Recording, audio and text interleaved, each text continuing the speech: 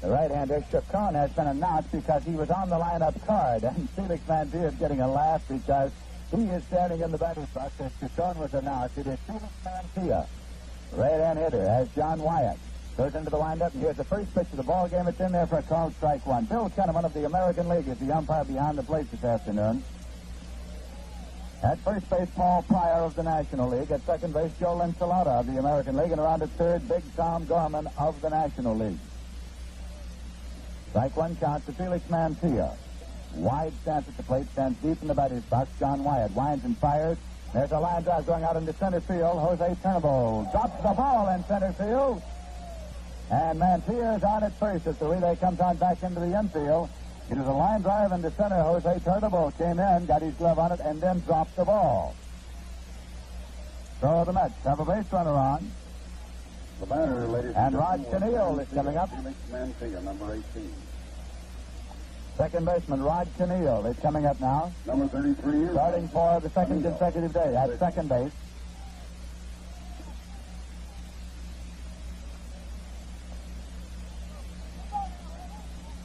Chenille brings a batting average of .429 into this afternoon's ball game for the New York Mets. As the bat cocked, that pitch sails high and it's ball one. Felix Mantilla on at first.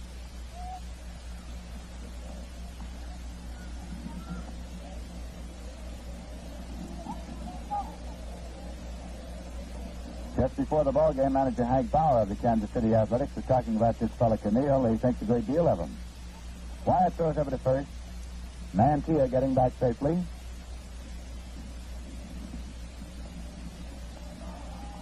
Right again, Wyatt is up.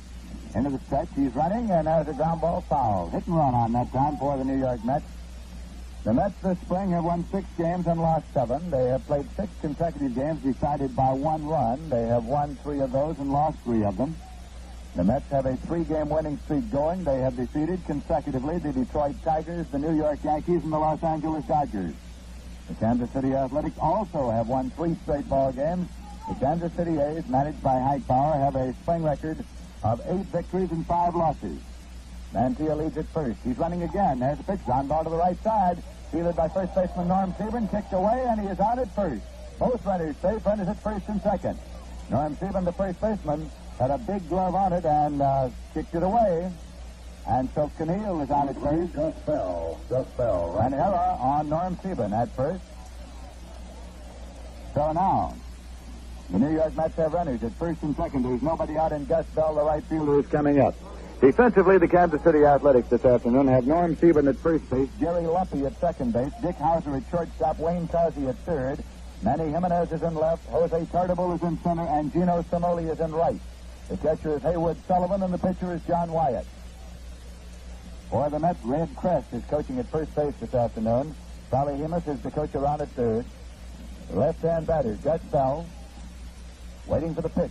It's low for ball one. Gus Bell's springtime batting average 152.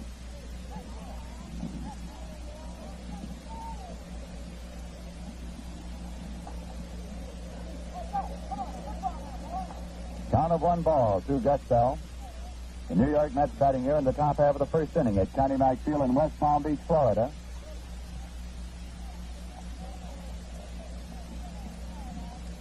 Runners take their leads at first and second. Wyatt stretches and pitches. It's in there for a called strike one. It's 1-1 now. Gus Bell watching it over. Manager Casey Stengel and Hank Bauer, who played for him so very many years with the New York Yankees, had quite a session before the ball game. When they finished early this morning, I asked Hank Bauer what they talked about. He said, Casey told me his troubles, and I told him mine.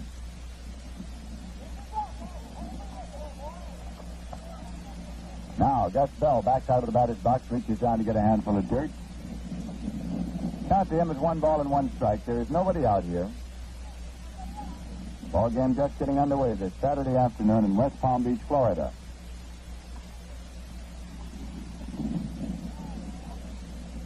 Wyatt pitches, and this one is popped up to the left side. Coming fast is Manny Jimenez, the left fielder. He's under, he's waiting, and he has it. There's no advance. 1 man out as Gus Bell has slid to Jose Jimenez in left field. Mantilla holding at second. Daniil holding at first. And that brings up Frank Thomas, right-hand batter, cleanup man in manager Casey Single's batting order. John Wyatt, the starting pitcher this afternoon for Hank Bauer's Kansas City A's, is 27 years of age. He is 6 feet tall, weighs 195. Purchased in 1956 from El Paso of the Southwest League. He was up with the big club with Kansas City last year. Got into 5 games and pitched only 7 innings in relief. No record. With Portsmouth last year, he won 9 and lost 3. All right, Wyatt is into the stretch position. Here's the pitch. That's a line drive. It's going down the line and left, a fair ball. Mantilla turns it third and is coming on. Jimenez has the ball in left. Fires it back into second base. And the runners at second and third. 1 run in. The Mets lead by a score of 1-0. Frank Thomas with a stand-up double. Just inside the bag and down the line and left. It scored Mantilla from second. Sent Camille from first to third. So the Mets now have runners at second and third, and Gil Hodges, the first baseman, coming up.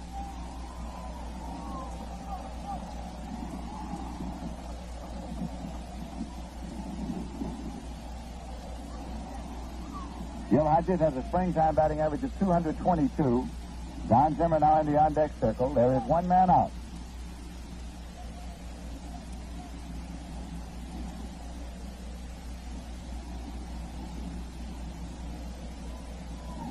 Gil Hodges set now. Here's the pitch.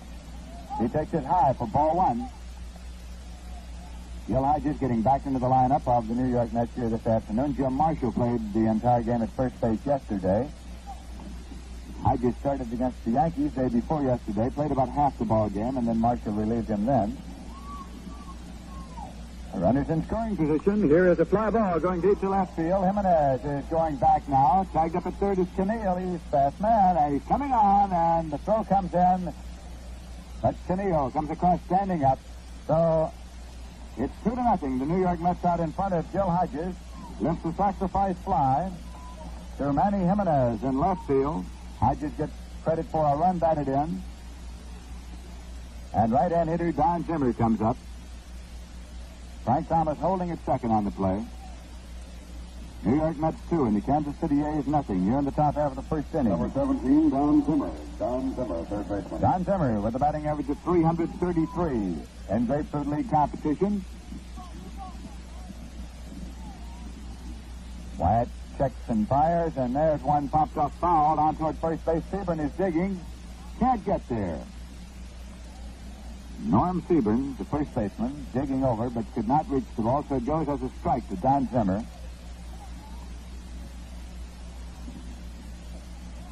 Zimmer has been up 39 times, has 13 base hits this spring.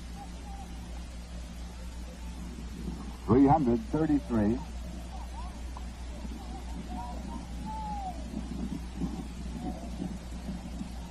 John Wyatt on the mound, looking in to get the sign now from catcher Hayward Sullivan. One time he was an outstanding two-formation quarterback for the University of Florida. Here's a pitch, and there's a drive. That's in there in left field for a base hit. Thomas turns at third and is coming on. Jimenez fires the ball in, and it is cut off. Going to second is Zimmer sliding in, and he is out at second base. The run does count as Frank Thomas crossed the plate, gives Zimmer a single to left, a run batted in, and he was thrown out at second base. So it goes there from 7 to 5 to 4. As Wayne Cosby was the man who backed up to the center of the infield and took the throw. And Zimmer is out of there 7-5-3, and the New York Mets go down in the top half of the first inning, but they got 3 runs on 2 hits. There were 2 errors and nobody left on base. And so at the end of 1/2 inning of play, the score is the New York Mets 3 and the Kansas City A's nothing. Now for a change of pace, a musical medley. This is Lindsey Nelson with Bob Murphy and Ralph Kiner at Connie McField in West Palm Beach, Florida, where the New York Mets got 3 unearned runs in the top half of the first inning. And now Dick Hauser will lead off. Dick Hauser, shortstop. Dick Hauser, right-hand batter, shortstop for the Kansas City A's. On the mound today for the New York Mets, right-hander Bob Miller.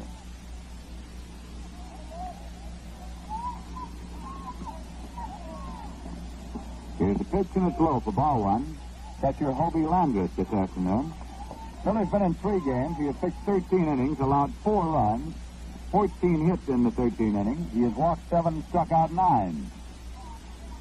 Pitch is in there for a called strike one. It's 1-1 now. Miller's record, no victories and 1 loss this spring.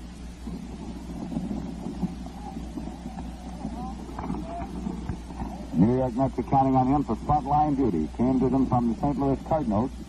There's a ground ball to third base. Backhanded by Zimmer. Straightens up, fires over to first to Hodges. He's out at first base. So Dick Hauser has grounded out.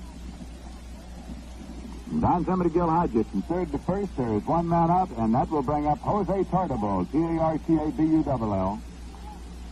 He's a center fielder. San Diego, Cuba, 22 years of age, weighs 165 pounds. He's a left-hand batter. Bob Miller dips into the full windup. Here's the pitch. He dumps it down the third base line. Zimmer barehands it, throws over to Hodges at first, but not in time. He beat it out for a base hit.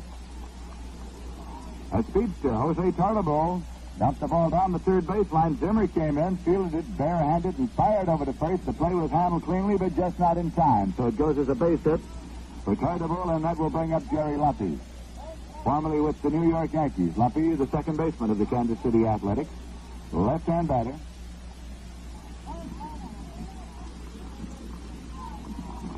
Number 11, Lumpy. Jerry Lumpy, second baseman. Gil Hodges holding against the run of Tartabull at first.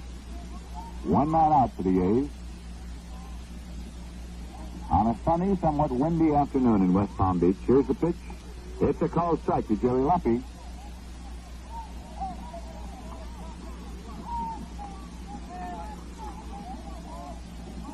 Lumpy is 28 years of age. From Springfield, Missouri, originally. Throw over to first base. Tartabull gets back safely. Hodges returns to throw to Miller at the mound. Lumpy still standing in there at the plate. The pitch down low. It's 1-1. Lumpy was traded to Kansas City from the New York Yankees, along with pitchers Johnny Ketch and Tom Sturdivant, for pitcher Ralph Terry and infielder Hector Lopez. That was in 1959, early in the season.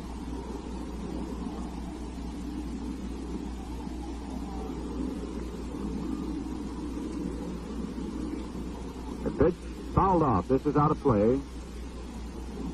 So it's 1 ball and 2 strikes to Jerry Lumpy.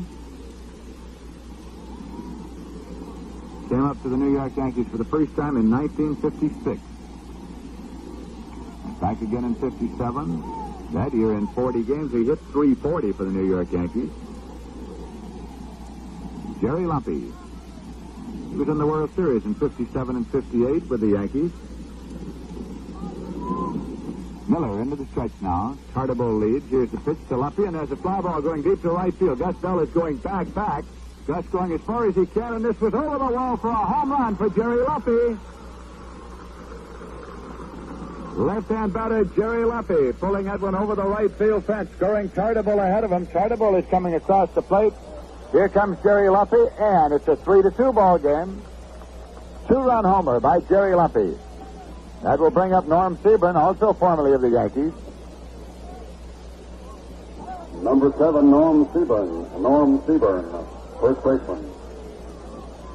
So 1 big swing of Jerry Lumpy's bat gets 2 of the runs back quickly for the Kansas City A's, and here is left-hand batter Norm Seaburn.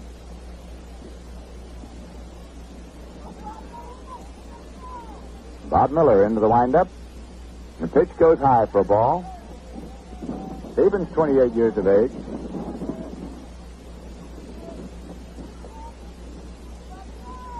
We're in the bottom half of the first inning.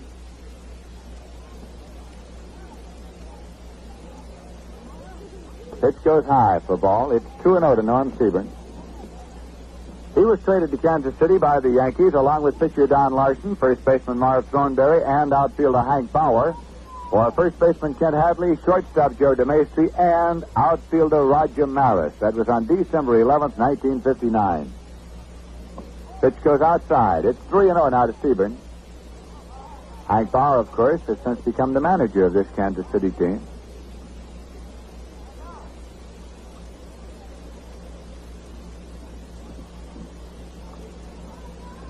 Three and 0 pitch from Miller to Sebring.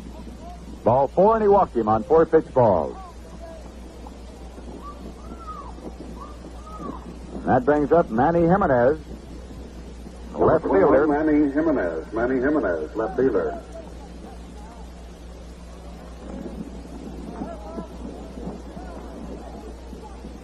Jimenez is a left-hand batter, 22 years of age, 6'1", 185. Came to Kansas City from the Milwaukee organization. It's a called strike one to Manny Jimenez. He was traded to Kansas City by Milwaukee with infielder Ed Charles and catcher Jose Askew and pitcher Bob Shaw and infielder Lou Klimchak.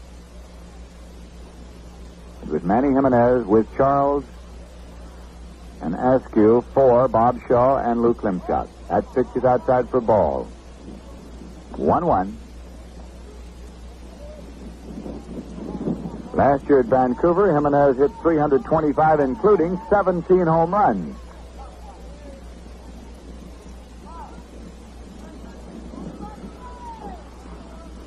Throw over to first, not in time. Norm Sebring getting back safely. We're in the bottom half of the first inning. The New York Mets lead the Kansas City A's by a score of 3-2. There's a drive, base hit into right field. Gus Bell comes up with the ball, fires it back in. Sebring holds it second. A shot out into right field off the bat of Manny Jimenez. And that will bring up Gino Cimoli. So the Kansas City A's have 2 runs in and 2 men on here off young Bob Miller. In the bottom half of the first inning, there is still only 1 man out. Right-hand batter Gino Cimoli is up. He came to the major leagues initially with the Brooklyn Dodgers. Time call for the moment as Hobie Landreth goes out to check with Bob Miller at the mound.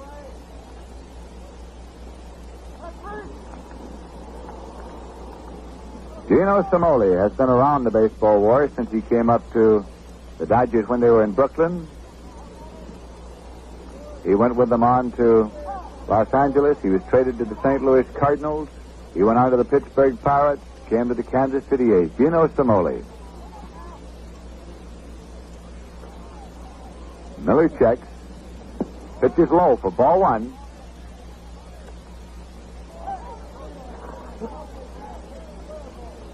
Norm Stephen, the base runner at second. Manny Jimenez, the base runner at first.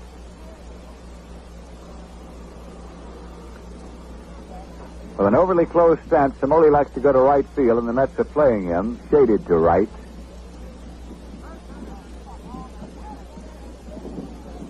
Now Bobby Miller, into the stretch.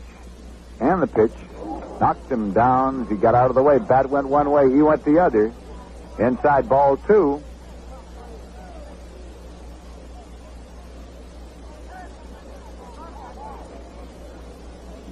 Cimoli looks down at JoJo White, coaching at third for the Kansas City A's to get the sign here.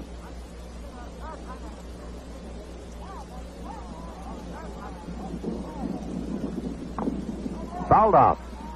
The bat of Gino Cimoli. 2 balls and 1 strike.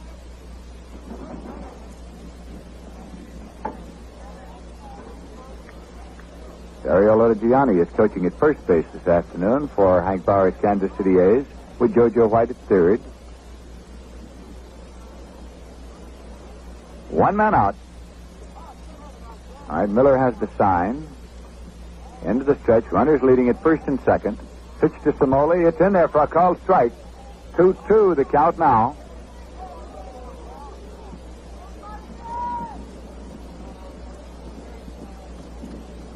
Cimoli smoothing out the dirt there in the batter's box. Steps back in. 2 balls, 2 strikes.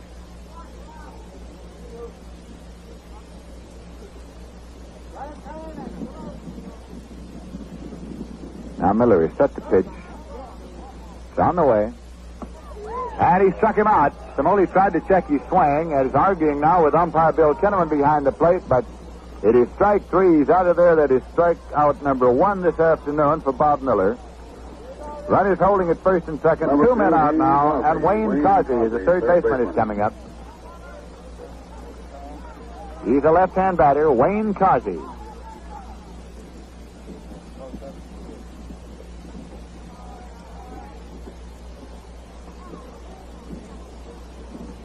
Bob Miller checks the runners. The pitch, it's outside for a ball. Wayne Cosby's 25 years old. He was traded to Kansas City by the Baltimore Orioles, along with infielder Bob Boyd, catcher Clint Courtney, outfielder Al Pilarczyk, and pitcher Jim Archer, for outfielders Whitey Herzog and Russ Snyder. That was in January of 1961. Cosby with the bat cocked now. Watches inside for a ball. Last year with Kansas City in 104 games, Wayne Cosby hit .276. He had 8 home runs.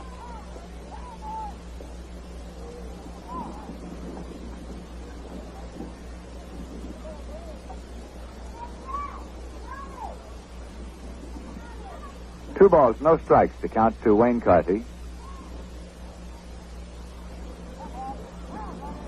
Seaborn leading at second. Jimenez leading at first.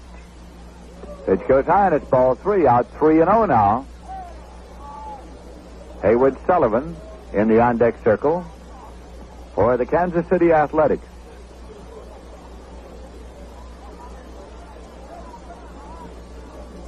Kansas City A's have just announced that starting next year they will be training in North Miami, Florida. Here's the pitch, and it's a called strike one. It's 3-1 now.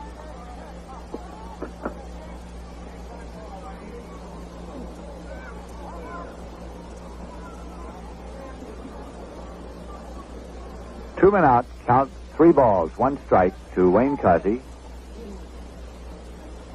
Right-hander Bob Miller checks him and fires. Inside, he walked him, and the bases are loaded. That is the second walk given up by Bobby Miller. He has struck out one. The bases are loaded. Sullivan, catcher. Right-hand batter Haywood Sullivan coming up now. Kansas City last year hit 242 in 117 games. He had 6 home runs. Came to the major leagues initially with the Boston Red Sox. Had a lot of physical disabilities that Bob Murphy can probably tell us a great deal about. Here's a pitch, fouled off by Haywood Sullivan. Leslie, this is the catcher that was such a great football player at the University of Florida. And when he was first signed to a bonus contract by the Red Sox, at that time, Bill Dickey considered him one of the top catching prospects in 25 years. But the big fellow had the misfortune to suffer a slipped disc and had to undergo surgery. All right, he's standing in there now with a count of strike one, and the bases are loaded. 2 men out. Here's the pitch. Fouled off. It's out of play. 2 strike count. Norm Stevens the base runner at third. Manny Jimenez is the base runner at second, and Wayne Cosby is the base runner at first. The New York Mets leading the Kansas City A's by a score of 3-2, and we're still in the bottom half of the first inning at Connie Mack Field in West Palm Beach, Florida.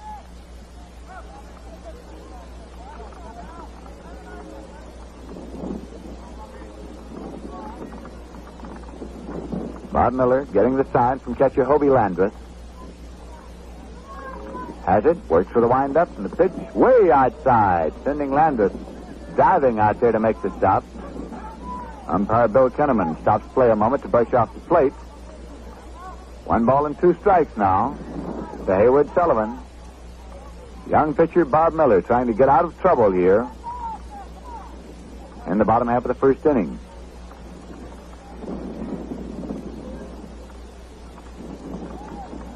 Here's the windup. And the pitch. Fastball inside. 2-2 the count. 2 balls, 2 strikes, 2 men out. Bases loaded.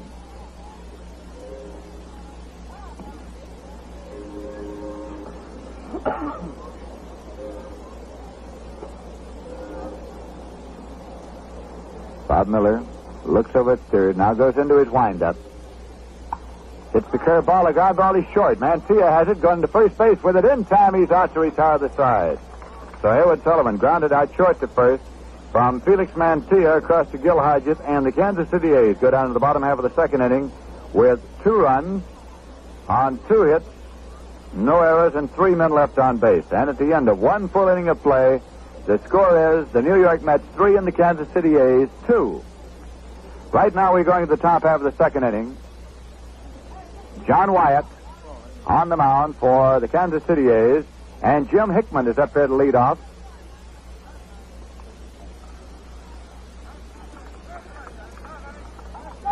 Jim Hickman is a right-hand batter. Number 9, Jim Hitting Hickman. 222 this spring.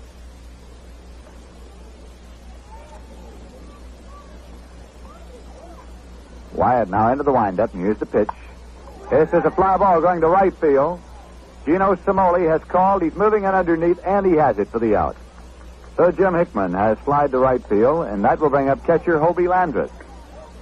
Number 5, Hobie Landreth. Hobie Landreth, catcher. Landreth is a left-hand batter. Has not seen a great deal of action this spring simply because he is the most experienced of the catchers on this squad as far as National League competition is concerned.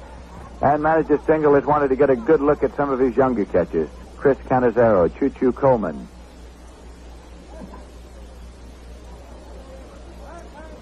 Pitcher John Wyatt winds and fires. A swing and a miss. It's strike 1. 1 man out and nobody on base for the Mets. Batting here in the top half of the second inning.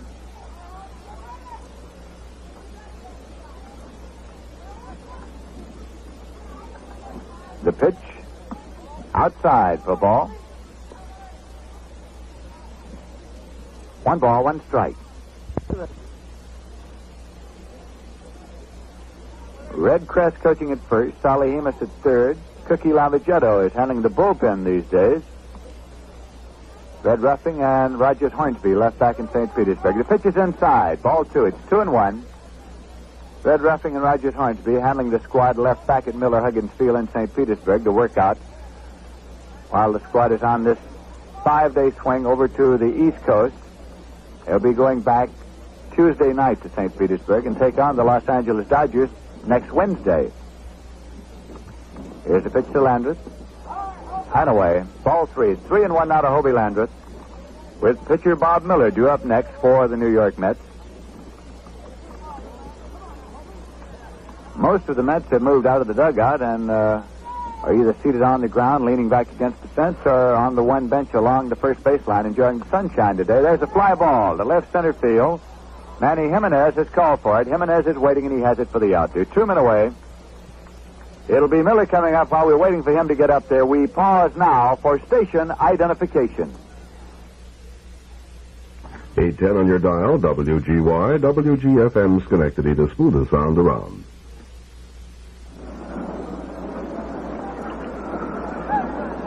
This is Lindsey Nelson with Ralph Canner and Bob Murphy in West Palm Beach, Florida, and Bob Miller is up there now with 2 men out and nobody on for the New York Number Mets. 24, Bob Miller's a Miller. right-hander all the way. Throws right-handed, bats right-handed. John Wyatt winds and fires, and this one is popped up, coming over out of play. Directly over our broadcasting position, located out in the open here. At Connie McField. Bill Keys, the scoutmaster for the Brownies that came down from North Palm Beach, called. Tomorrow afternoon, we'll be at Pompano Beach to bring you the game between the New York Mets and the Washington Senators. 359. Bill Keys.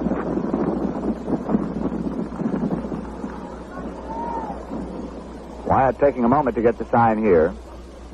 He has a strike 1 count to Bob Miller. It's in there for a called strike 2. Firing that one right down the pike. There are 2 men out in the top half of the second inning. John Wyatt winds and fires in there for a called strike 3. He struck him out. That is the first strikeout of the day, credited to pitcher John Wyatt as he gets opposing pitcher Bob Miller. And in the top half of the second inning, the New York Mets go down in order. No runs, no hits, no errors, nobody left on base. And at the end of 1 1/2 innings of play, the score is the New York Mets 3 and the Kansas City A's 2.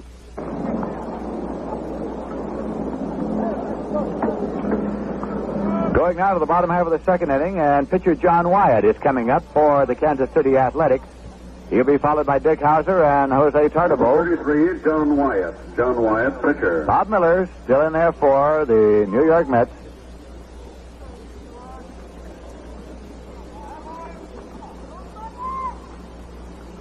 Here's a pitch that's fouled off for strike one.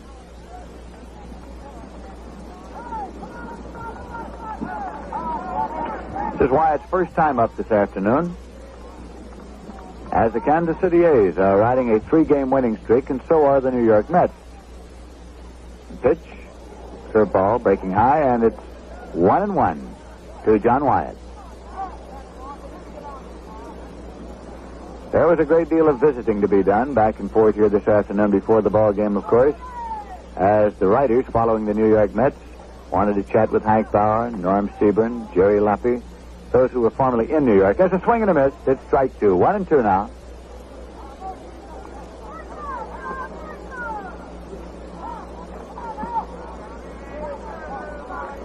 One ball and 2 strikes.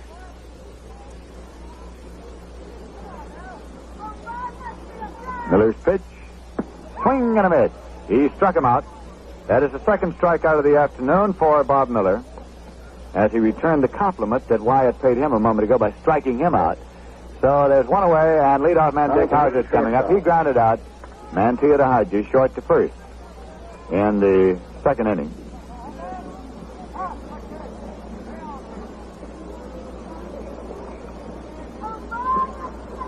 Hauser chokes up a little bit, has lots of speed. Called strike one, right down the pipe. On the bases, he's a terror.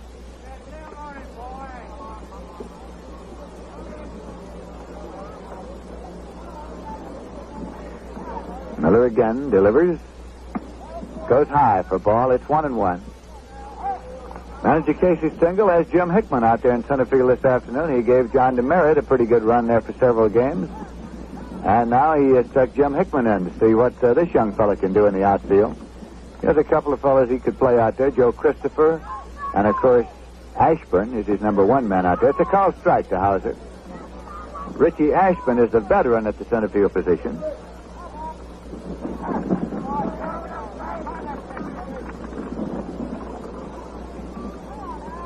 One ball and 2 strikes. Checked it, and it's called the ball. Hobie Landreth almost fired the ball down to third baseman Don Zimmer, hoping for a strike call, but it goes 2-2. Both John DeMeritt and Jim Hickman have shown in Grapefruit League competition thus far they can field the position, they can throw, they can both run. So the question is, who can hit consistently enough to step into an outfield berth? Because the Mets will be counting on the young fellas to step in there, of course, as the season progresses. That's the idea of building the ball club. Here's the pitch. There's a fly ball going to left field, left center. Hickman is coming in now. Hickman takes it. And Dick Hauser has flied out to Jim Hickman, 2 away. And Jose Tartabull, who singled in the first inning, is coming up. A left-hand batter. 2 men out, nobody on base for the Kansas City Athletics. The New York Mets leading the Kansas City A's by a score of 3-2.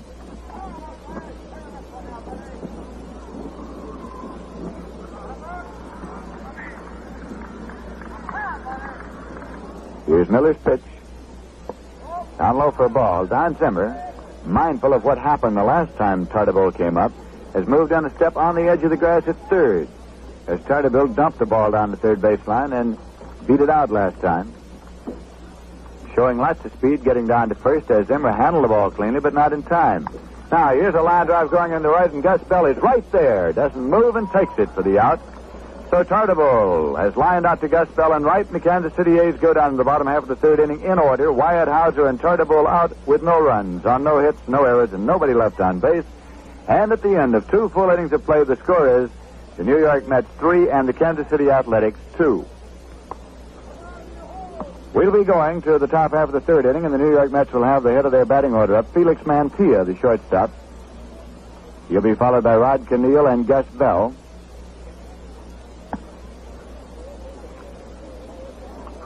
Hayward Sullivan's throw goes down to second. The ball around the infield and back out to pitcher John Wyatt. As Felix Mantilla steps in to lead off for the Mets. Top of the third. Batting order posted in the dugout before the game had Chacon on it, but Chacon did not take batting practice in that position. Mantilla did, and of course Mantilla started the game. Right-hander John Wyatt with the first pitch to Mantilla. Outside for a ball. He bluffed a bunt. Ball one.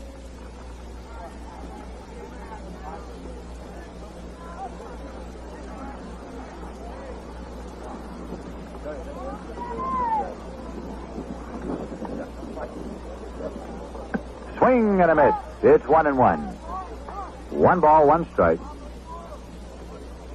Manager Casey Stengel spent quite a bit of time visiting with pitching coach Ed Lopat before the ball game. Lopat, of course, was his pitching coach the last year that Stengel managed the New York Yankees. Lopat replaced Jim Turner. There's a foul ball coming over and out of play. 1 ball and 2 strikes. Mr. Murphy, who is catching foul balls today? Have we delegated Mr. Kiner for that duty today? I think we should rely on the sure hands of Mr. Ralph Kiner, yes. Cap Kiner is so appointed, and if struck in the teeth, he will be held accountable. If I am struck in the teeth, that is. All right, 1 ball and 2 strikes. To Felix Mantilla. Came to the Mets from the Milwaukee Braves. Wyatt's pitch, a little tight. 2 balls, 2 strikes now. Mantilla was stuck in there at the shortstop position by manager Casey Stengel when the Grapefruit League competition was opened 2 weeks ago this afternoon in St. Petersburg against the Cardinals. But it did not take Elio Chacon long to sort of take over at that position. So now they want to get another look at Mantilla. Pitches inside. It's 3-2 now to Mantilla.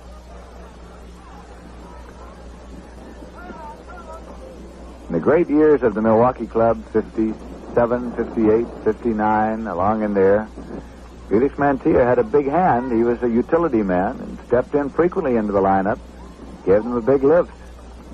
That's a foul ball backing out of play. 3 balls and 2 strikes to Mantilla. Rod Keneal is on deck. Charlie Neal out of the lineup for the 2nd consecutive day. Neal has already shown this spring that he is at top form. Here's the pitch. Pitched him tight and he walked him, so the Mets have a base runner. As Mantilla goes to first with the base on balls. That is the first walk given up by pitcher John Wyatt of the Kansas City A's, and brings up Rod Keneal, who was on Stevens' era at first base in the first inning.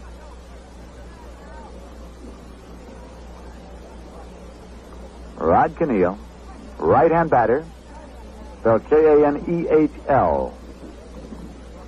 Wyatt checks. Mantilla leads.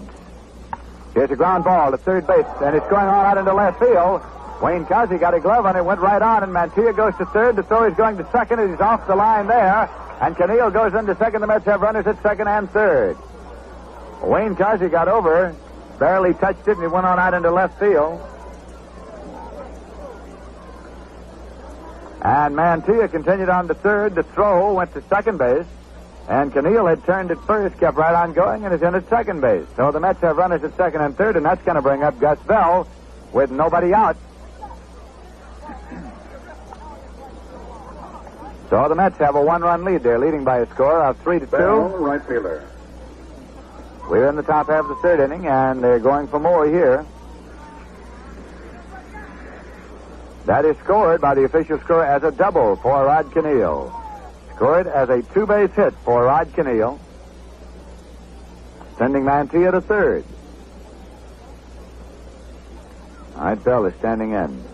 It's an open stance. Here's the pitch. Low and away. Ball 1. There is nobody out.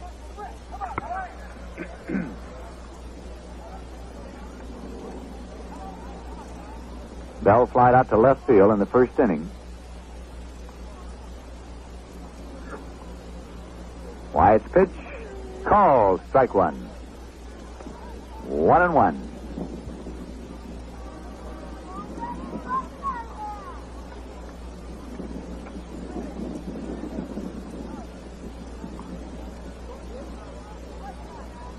Wyatt looking in to get the sign from Haywood Sullivan.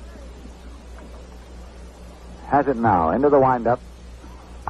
There's a line drive going into center field for a base hit. Mantilla has come on to score. Keneal is coming on to score. As Tartabull fires the ball into second base, holds Bell at first, but he gets 2 runs batted in on the line single into center field, and the New York Mets lead by a score of 5-2.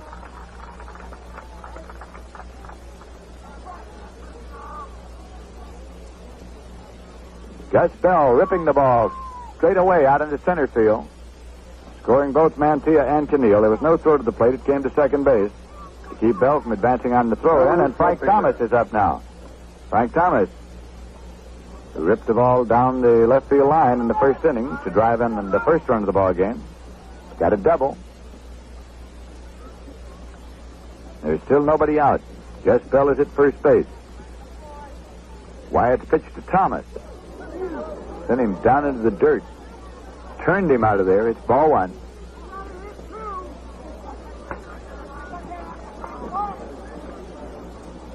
Gil Hodges is now on deck for the New York Mets.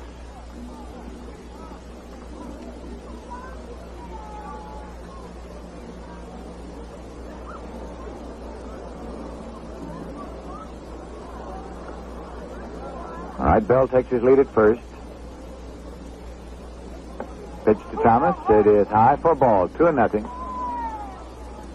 The Mets took a lot of good-natured ribbing from the Dodgers after yesterday's ball game. The Dodgers saying, gee, you guys have beaten the Detroit Tigers and the New York Yankees and the Los Angeles Dodgers. Why don't you go right on out and take on the Stonehams? Take on the Giants right now. Walter O'Malley said, I'll give you my plane and you can be on your way.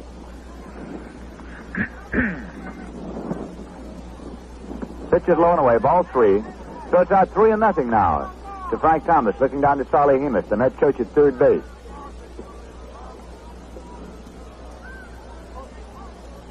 Still nobody out.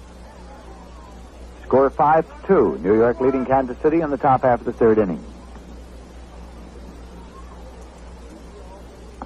Inside ball 4, he walked him. That pushes Gus Bell up to second. Frank Thomas walks down to first. That is a second walk given up by John Wyatt, and brings up right-hand batter Gil Hodges. Then a sacrifice fly to left field in the first inning.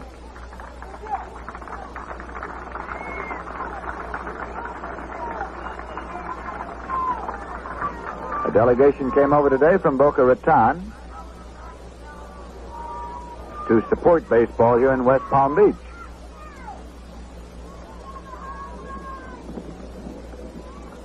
And they've been greeted with a sunny day, a little bit windy.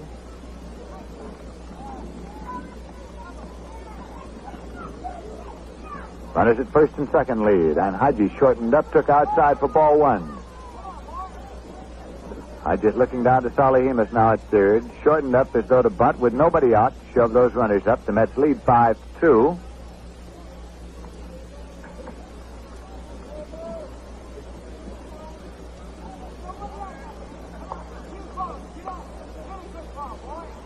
Wyatt again goes into the stretch.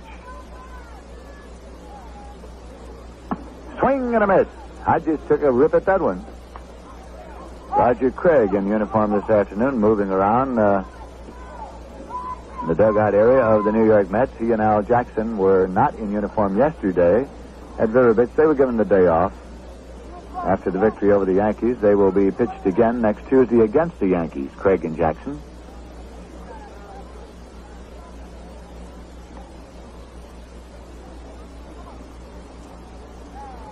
Stretch and the pitch.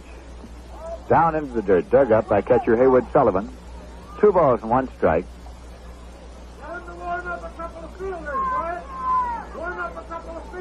Kansas City A's have Norm Seaburn defensively at first base, Jerry Lumpy at second, Dick Hauser at short, Wayne Cosby at third, Manny Jimenez in left, Jose Tartabull in center, Gino Samoli in right. Count of 2 balls and 1 strike to Gil Hodges. Foul ball. It's out of play. So the count is leveled up at 2 balls and 2 strikes now.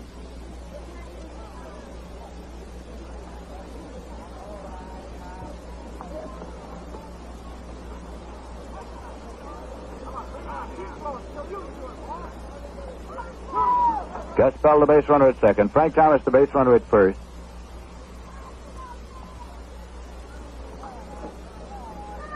Here's the pitch. Foul ball. It's out of play. The count holds at 2-2 on Gil Hodges.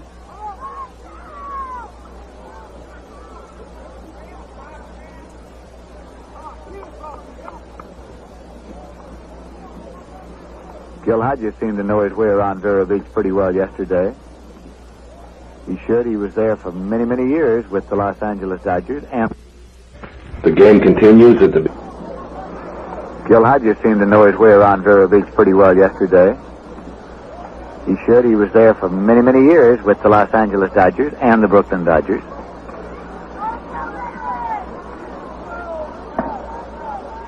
Here's the 2-2 pitch. And there's a fly ball going to left field. Manny Jimenez moves underneath. He is waiting and he has it. There is no advance. Both runners halfway on the fly ball to left. So there is one away as Hodges is flied to Manny Jimenez in left field. Bell returns to the bag at second. Thomas returns to the bag at first. And that will bring up third baseman Don Zimmer, right-hand batter. Zimmer singles. Is driving to run the first inning. Don Zimmer. He was himself out at second trying to stretch it to a double.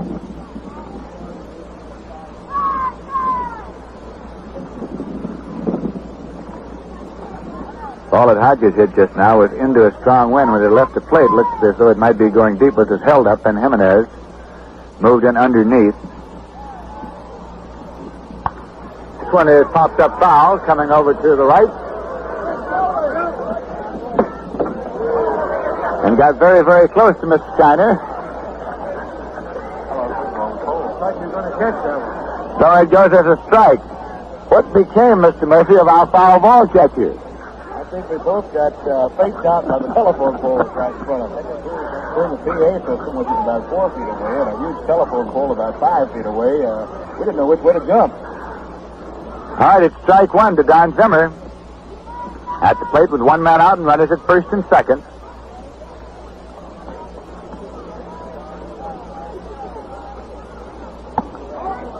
Rocked him back. It's 1-1.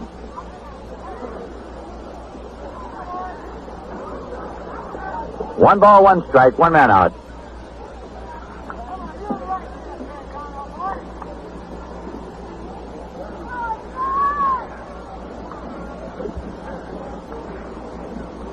John Wyatt checking now.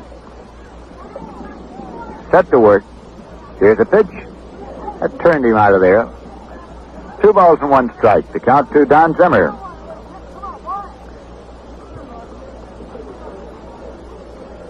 Don Zimmer nailed down the third base position on this ball club in a hurry when spring training opened for the New York Mets.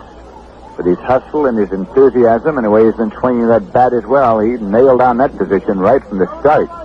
Don Zimmer with a count of 2 balls and 1 strike right now. The pitch. And there's a drive going deep to center field. Tartabull is going back, but this one is one hop to the wall. Gus Bell is coming on to score. Thomas is at third base as the relay comes into the infield. Thomas holds it third. It's a double for Zimmer over the head of Jose Tartabull. One hop to the wall, 383 feet away in center field. And the Mets lead by a score of 6-2. They have runners at second and third. There's still only one man out, and Jim Hickman is coming up. Zimmer 2 for 2 here this afternoon, and he has batted in 2 runs, a single and a double.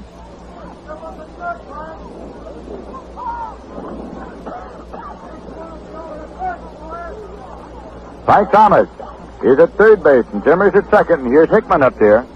He flied out to right field in the second inning. Jim Hickman with Portland last year was selected by the New York Mets from the St. Louis organization.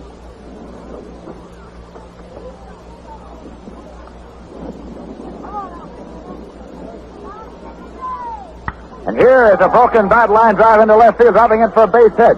Bell has come on to score. Zimmer's coming to the plate. He scores. The throw goes to second base. Hickman has a single to left and 2 runs batted in. And now it is 8-2. The New York Mets out in front. As Hickman broke his bat with that line drive out into left field. As it scored Frank Thomas and Don Zimmer. There is still only one man out. And Hobie Landreth is coming up. He is a left-hand batter. on the way to the plate right now. New York Mets have scored 5 runs this inning off right-hand pitcher John Wyatt of the Kansas City Athletics. Felix Mantilla started off with a walk, then Keneal doubled, Gus Bell single to drive in 2, Frank Thomas walked, Hodges slide to left, Don Zimmer doubled over the head of Jose Tartabull in center to drive in a run, and Hickman has just singled to left to drive in 2. Last time up, Landreth slide to left field. He's nothing for 1. The pitch, he watches outside for ball 1.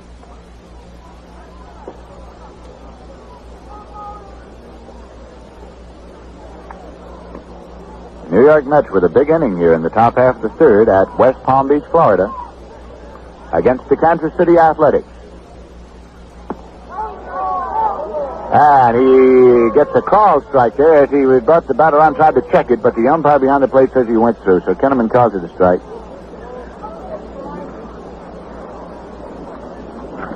New York Mets beat the Chicago White Sox 8-4. This is that's the most runs that they have scored in a single game, and right now they're leading in this one by a score of 8-2. So they are at their all-time high right now. That pitch is inside to Hobie Landreth. It's 2 balls and 1 strike to Landreth.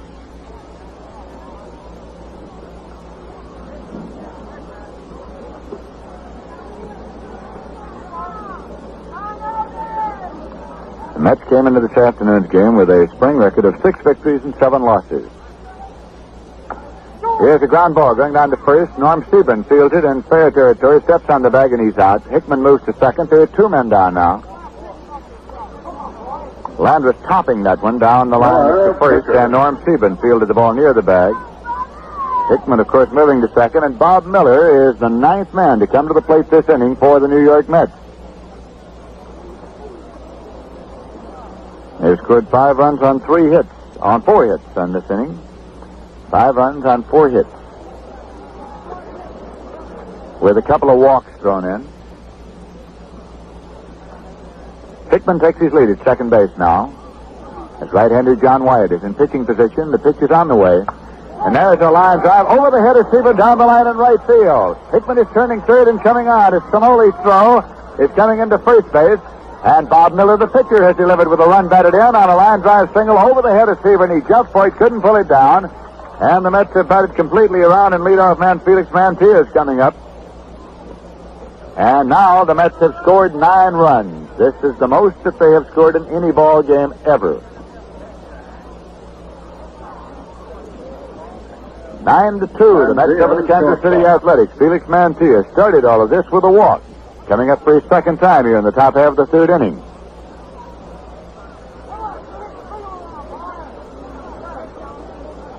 Felix Mantilla chokes up just a little bit on the bat. Pitcher Bob Miller leads at first. John Wyatt delivers in there for a called strike 1. The New York Mets with their biggest inning ever here at the top of the third against the Kansas City Athletics. The Athletics were rained out yesterday at Pompano Beach. Here's a pitch low and away. They were scheduled to play the Washington Senators at Pompano yesterday, but were rained out.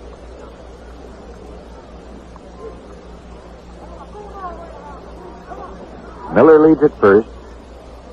The pitch took a lot off of that one, and it is stopped and pulled foul.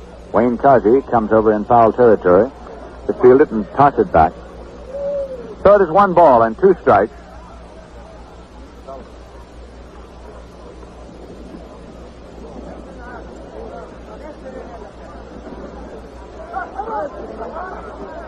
The Mets have scored 6 runs on 5 hits. In this inning, they lead by a score of 9-2. Gordon Jones throwing in the bullpen for the Kansas City A's. Right-handed Gordon Jones. That pitch is low and outside. It's 2-2 now. To Felix Mantilla. I remember the 1957 season in Pittsburgh when Mantilla collided with Bill Bruton on a fly ball to deep shortstop, and Bruton was out the rest of the season for the Milwaukee Braves. Pitches outside. Mantilla came back and played a good part of the remainder of the season. It's 3-2 now to Felix Mantilla.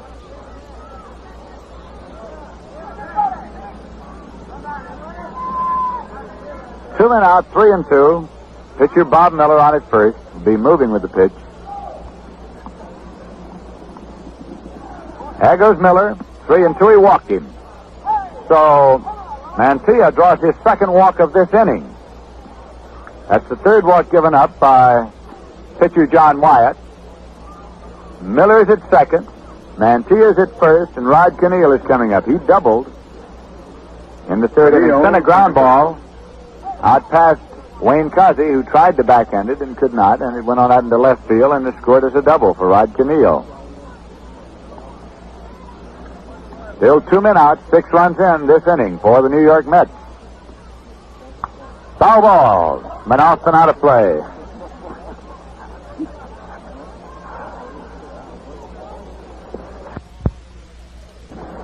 Foul balls get over here in a hurry, don't they? Tell you, that's the man I'm watching today. The oldest thing in baseball, know where the ball is. I don't want to lose it. Strike one count to Rod Keneal. He's been on base both times he's been up. We were saying earlier, manager Hank Bauer of the Kansas City A's was very complimentary of this young fellow before the ball game. Foul ball coming over along the first base line where we're located. A strike 2 count.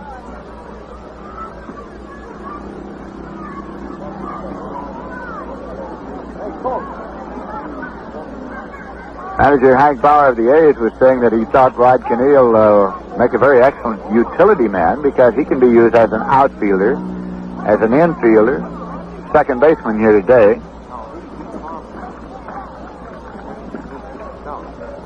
It's in there for a called strike 3. He struck him out to retire the side. So the New York Mets go out in the top half of the third inning on 6 runs, 5 hits, no errors, and 2 men left on base. And so at the end of 2 1/2 innings of play, the score is the New York Mets 9 and the Kansas City A's 2. We'll be going now to the bottom half of the third inning. It'll be Jerry Lumpy coming up. As we're waiting for him, we pause now for station identification. 810 on your dial, WGY, WGFM Schenectady, the smoothest sound around.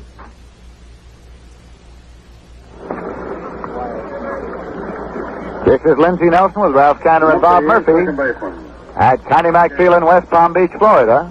As we move to the bottom half of the third inning, Jerry Lumpy comes up against right-hander Bob Miller. Lumpy had a 2-run homer in the first inning as he drove the ball over the fence in right field.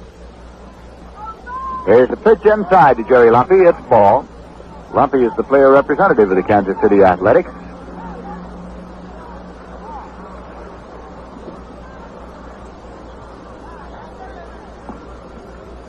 Wind up and the pitch. And there is a ground ball going up the middle for a base hit for Jerry Lumpy. Jim Hickman comes up with it, fires it in, turning and holding it first is Jerry Lumpy with his second base hit of the day. This time a single on the ground up the middle into center field. Seaburn, first baseman. So the Kansas City Athletics send up Norm Seaburn. Now he walked in the first inning. Formerly of the New York Yankees. This is a fellow who had a great deal of trouble with left field, with the sun field at Yankee Stadium. It actually got to be quite a thing with him.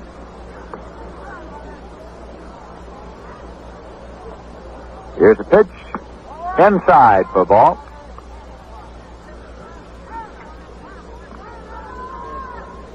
Gordon Jones still throwing in the bullpen for the Kansas City Athletics.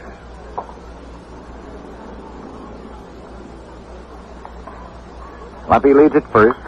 And there's a one-hopper that's going past Keneal and out into right field for a base hit. Gus fell up with it. Lumpy is digging for third. The throw across the diamond. Lumpy slides in safely at third. Holding it first, Norm Seaburn. He ripped that one just outside the reach of Rod Keneal, going to his left between first and second. So Seaburn has a single to right. And the Kansas City A's have put together back-to-back singles off Bob Miller. Lumpy now is at third, and Norm Stevens at first. There's nobody out, and Manny Jimenez is coming up. He singled in the first inning. The New York Mets leading by a score of 9-2. And this is by far the most comfortable lead that the New York Mets have enjoyed in Grapefruit League competition. This is their 14th game. They actually have been out of only 2 of those ball games. The first one, which they lost 8-0 to the St. Louis Cardinals, and the game that they lost to the Milwaukee Braves. The only two they have really been out of most of the way. Here's a pitch, fouled off for strike one to Manny Jimenez. Coming into this afternoon's game, the Mets had played 6 consecutive games decided by 1 run. Lost 3 straight and then won 3 straight, all 1-run ball games. That is interesting baseball. Bob Miller now up on the rubber, goes into the stretch. Even at first, Lumpy gets third, takes their lead, the pitch low and away. 1-1 to count now to Manny Jimenez. Tomorrow afternoon, we'll be at Pompano Beach to bring you the New York Mets and the Washington Senators. We'll be on the air at 1:25 Eastern Standard Time. Game time, 1:30 Eastern Standard Time.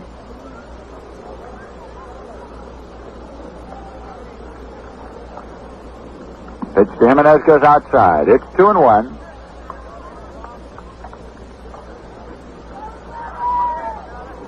There was a lot of baseball talk in the dugout before today's ball game. Veteran manager Donnie Bush was there with manager Casey Stengel. Veteran scout Ted McGrew on hand. They can take you almost all the way back to Doubleday.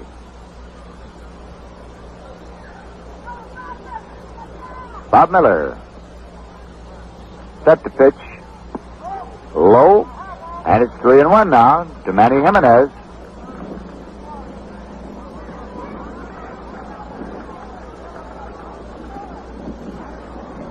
In 1960, with Austin in the Texas League, he hit 359.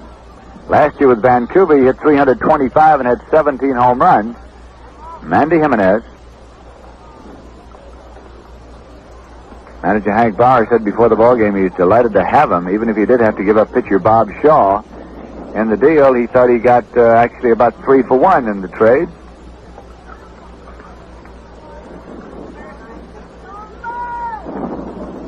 Bob Miller now leans over. He gets a sign, has it. This is a 3-1 pitch. On the way. And it's a ground ball. A grass cutter to Mantilla. He plays to Canille for 1. The relay to first. He's safe at first base, and a run has scored. Safe at first, and a run scores as Jerry Lumpy crossed the plate. Andy Jimenez beat the relay. Right fielder. Norm Stephen with force from Felix Mantilla to Rod Canille. It goes 6-4 to scoring. The relay simply not in time. And that will bring up Gino Simoli, right-hand batter, as we have a 9-3 ball game now. The New York Mets 9, the Kansas City A's 3. There was 1 man out and a runner at first base. Jimenez has lots of speed. He gets down there in a hurry. It's a called strike one right down the pike to Gino Simoli. Again, they are playing him shaded over toward right field. With that closed stance, he likes to go in that direction.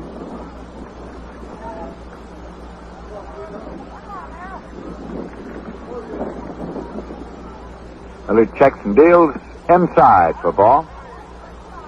1-1 now, and time is called as Hobie Landreth wants to go out and confer for a moment with Bob Miller again.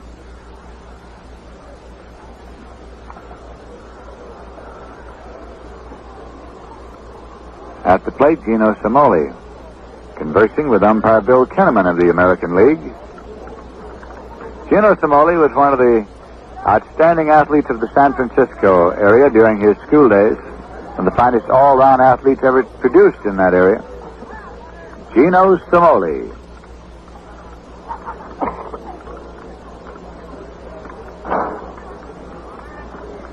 Miller is set to work. The pitch. Inside for ball. 2-1 now to Gino Simoli. Wayne Cosby has moved into the on-deck circle.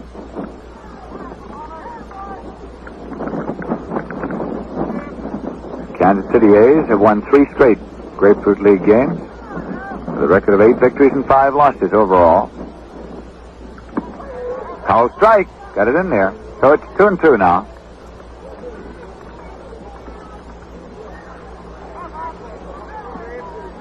Two balls, 2 strikes. President George Weiss of the New York Mets and General Manager Buzzy Bavesi of the Los Angeles Dodgers had a long talk last night after the ball game. In there for a called strike 3. Got him looking. And that is strikeout number 3 for young Bob Miller. 2 men out. Manny Jimenez holding it first, and Wayne Cosby is coming up. He walked in the first inning. Of course, President George Weiss of the Mets is likely to be in close touch with general managers everywhere as we near the time when clubs will be cutting squads, when players will become available. It's in there for a called strike. When you are building a ball club from scratch, as the Mets are, of course, you have to start with the best you can get and then start to build whenever and wherever you can.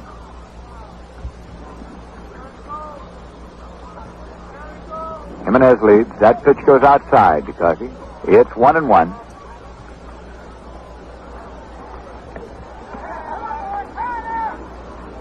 Sunny afternoon in West Palm Beach, Florida.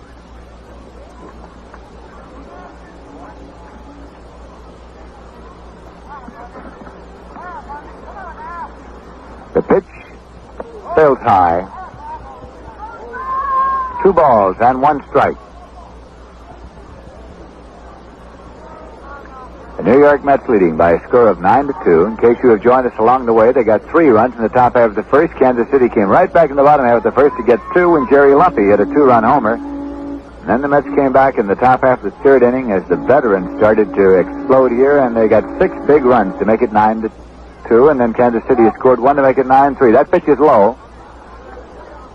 Ball 3 and strike 1 now to Wayne Cosby. Kansas City has scored 1 this inning.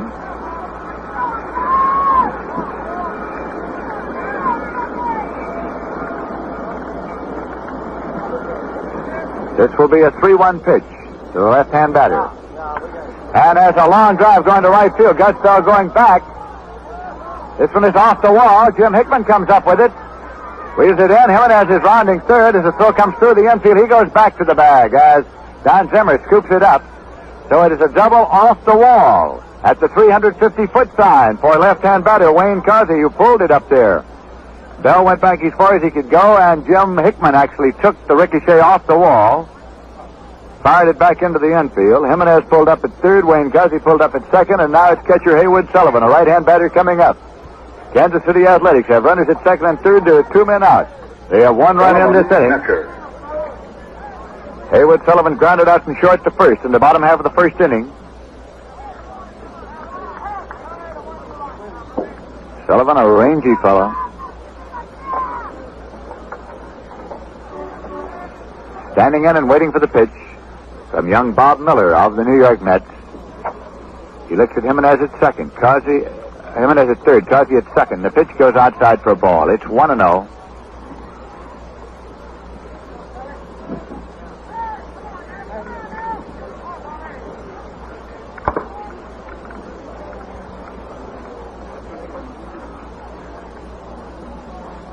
Runners take their leads.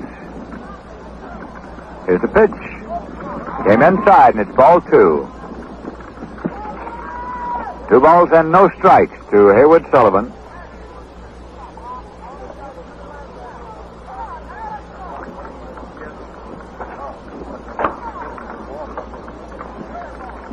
Miller works with a windup. Swing and a miss for strike 1. It's 2-1. Haywood Sullivan looking for distance there. The cut.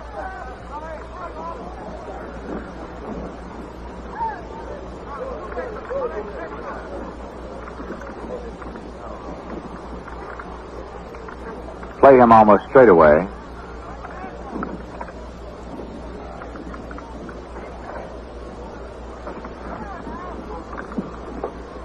His 2-1 pitch. Swing and a miss. He's got away and comes all the way back. Here comes Jimenez to the plate, and he scores. And now the throw misses coming back, and another play at the plate, and he scores. So 2 runs have scored here for the Kansas City A's.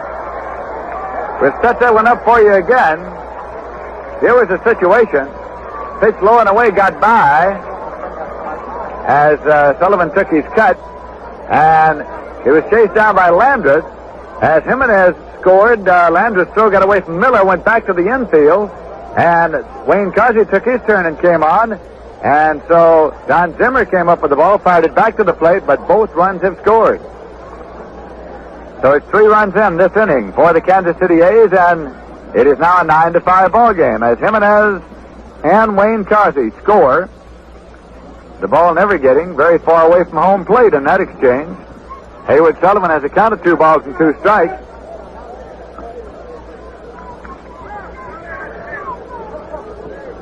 We'll get the official scoring for you as soon as we can get in touch with the official scorer, who is now located in our immediate area here. Scored as a wild pitch and an error on the catcher. That would be on the throw back to the plate. So scored as a wild pitch and an error on the catcher, which allowed Cosby to score. Jimenez scored on the wild pitch.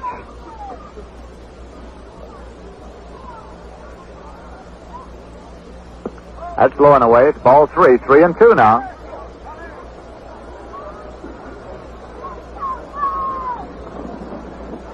So the Kansas City A's have 3 runs on 3 hits and 1 error here in this inning thus far. Bottom half of the third. Swing and a miss. He struck him out to retire the side. That is strikeout number 4 for Bob Miller. In the bottom of the third, the Kansas City A's get 3 runs on 3 hits, 1 error, and nobody left on base. And so at the end of 3 full innings of play, the score is the New York Mets 9 and the Kansas City Athletics 5. Thank you very kindly, Lindsay. Veteran Gus Bell to lead off against Bell, right fielder. We move along now to the 4th inning, and we've got a real pure 6 ball going in this game today. You usually see a lot of runs scored in this particular park. Bell swings and hits the ball foul back against the fence. Down the left field line, 330. Down the right field line, 330. They have a rather high green fence all the way around. And the wind is usually pretty strong here. Today it's been blowing in favor of the left-hand hitters. Gussie's last time up singled to center field, driving in Felix Mantilla and Rod Camille. The wind-up and pitch by Wyatt. Curve that's in there for a call strike. 2-strike count on Gus Bell. 9-5, the score in the ball game. Top of the 4th inning, the Mets have picked up 7 base hits off Wyatt, and the A's have a total of 6 off Bob Miller. Frank Thomas waiting on deck, and then Gil Hodges. It's already a big day for the veterans of the Mets. Frank Thomas, Gil Hodges, Don Zimmer, and Gus Bell have all driven runs in. Outside, 1 ball, 2 strikes. Gus now has 5 RBIs for the spring.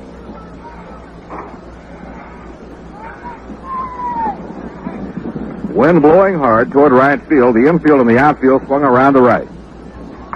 A fly ball hit the center field. Running for it is the center fielder Tartabull, and he makes the catch for the out. Tartabull was over in right center and had to return to straightaway center to take the fly ball hit by Gus Bell. 1 away, nobody on. Now in the top half of the 4th inning, and the hitter is Frank Thomas. Frank has a perfect day at the plate going. He doubled to drive in a run in the 1st inning, drew a walk, and later scored in the 3rd inning. Frank came in the game hitting at .333. 6 RBIs to his credit. Been a real good spring for the veteran outfielder Frank Thomas. The wind-up pitch by Wyatt. A high pop-up to shallow left center field. Might be tough to reach. Here comes Tartabull. He dives, but he has to catch it on a trap. And it's a base hit for Frank Thomas. There was quite a try by Jose Tartabull, the left-handed throwing center fielder of the Kansas City A's. He left his feet, made the head-first dive, and he came up with the ball, but it was a trap. And so it's a base hit for Frank Thomas. Frank has 2 for 2.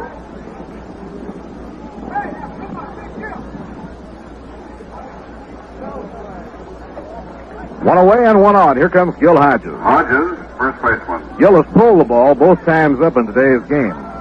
And anytime you pull a ball to left field out here this afternoon, you're hitting the ball into the teeth of a mighty strong wind. So Gil is 0 for 2 on 2 outfield flies to left.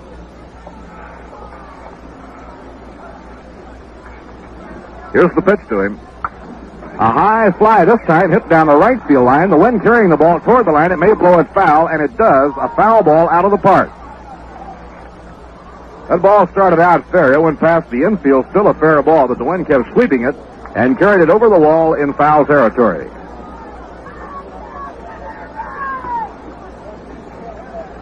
Gordy Jones starts loosening up in the bullpen for the A's once again.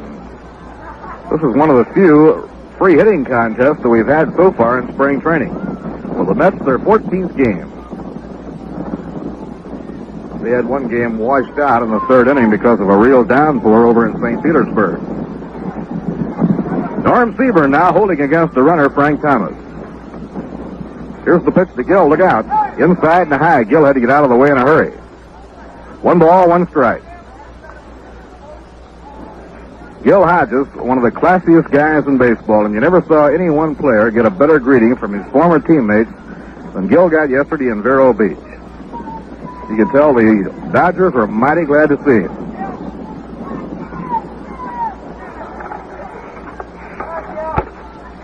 Don Drysdale, for one, has gone on record as saying, make no mistake about it, the Dodgers are going to miss Gil. Foul, back upstairs and out of play. 1 ball and 2 strikes now on Gil Hodges.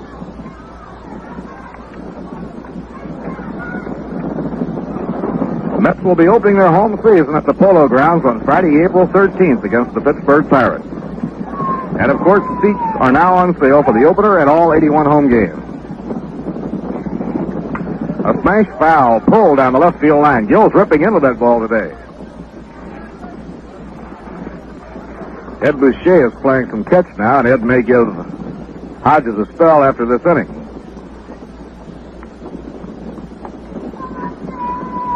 This is the top half of the 4th inning. Game sent to you with the best wishes of Rheingold Extra Dry.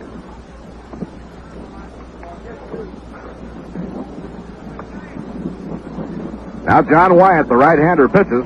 Misses the outside edge. Even count on Gil Hodges at 2-2. Solly Hemus directing traffic on third. He's had a real good workout over there today. The Mets already have scored 9. Their high run output for the entire spring training season.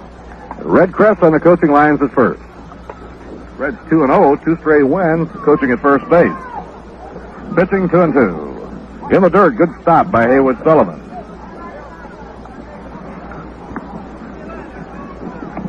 Kansas City has probably the youngest ball club in the major leagues. After finishing in a tie for 10th, they decided that they had only one way to go, and that was up, and they are really switching the accent to youth. Their average age will be about 23 and a half.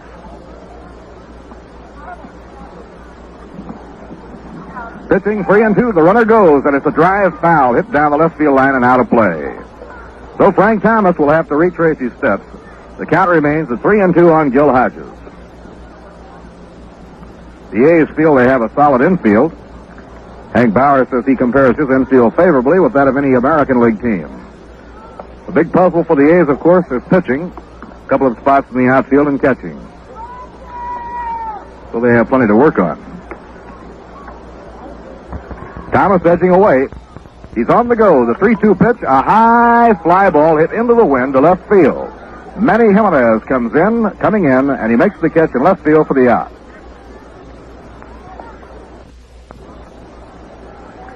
Now there are 2 away in the top half of the 4th inning, and that brings up Don Zimmer. And Zip is off to a real good day, 2 for 2. Singled in the first, driving in a run, and then doubled in the 3rd inning to drive in another run. So Don Zimmer, 2 for 2, 2 runs batted in.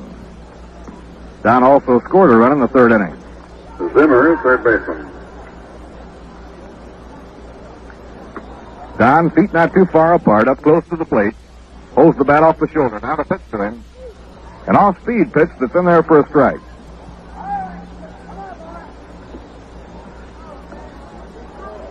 Well, you feel almost as cheerful as on Christmas Day when you get weather like this after the day we had yesterday over in Vero Beach.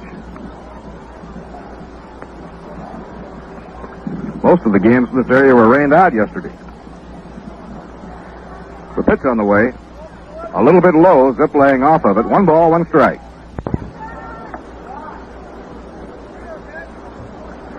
Nine to 5, the Mets in front, top half of the 4th inning.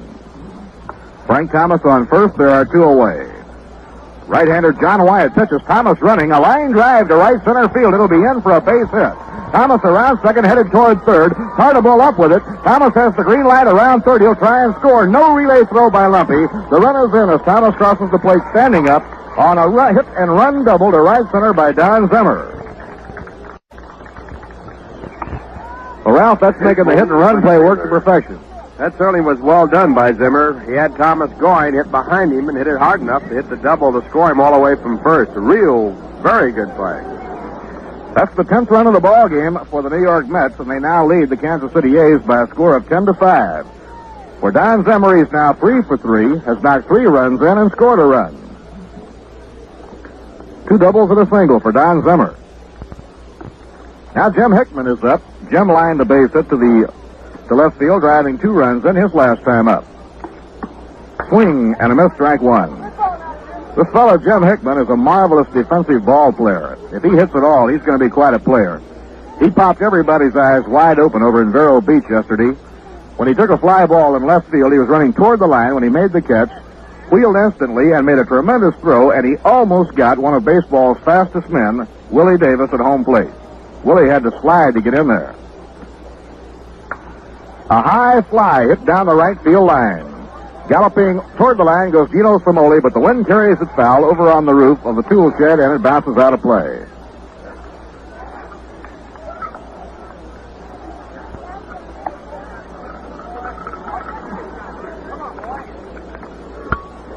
The Mets now have 10 runs on 9 hits. We're in the top of the 4th inning.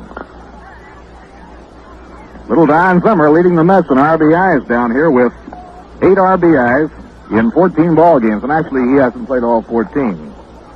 He's been in most of them, though. The batter is Jim Hickman with Don Zimmer on second.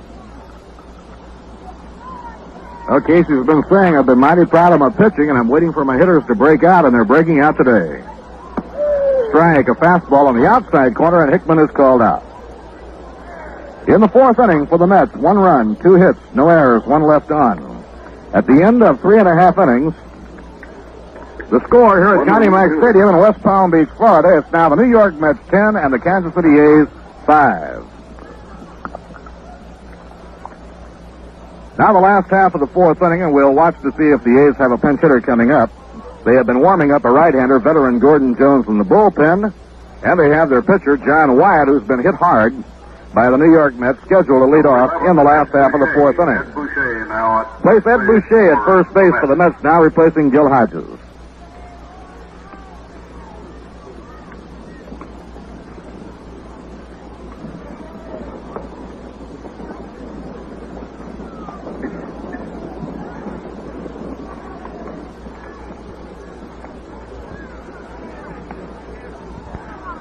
Bill Lajoie has come out of the dugout and may be the pinch hitter for John Wyatt. Lajoie will long be remembered by the Baltimore Orioles because he was one of 2 players, in addition to money, that they gave up to the Los Angeles Dodgers to acquire a slugging first baseman by the name of Jim Gentile. Bill Lajoie from Garden City, Michigan. He's 27 years old. A 6-footer who weighs 180. And last year at Omaha, he had a good year, batting .320. He was traded to the A's by the Dodgers along with Gordy Winhorn for Bob Prescott and Jay Ward and outfielder Stan Johnson.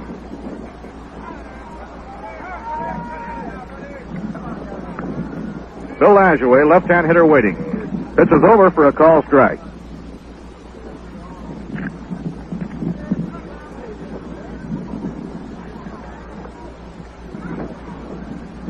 Nobody on, nobody out. Last of the 4th. Mets 10 and the Kansas City A's 5. Bob Miller out of his windup pitches. Breaking ball, swung and missed. 2-strike count.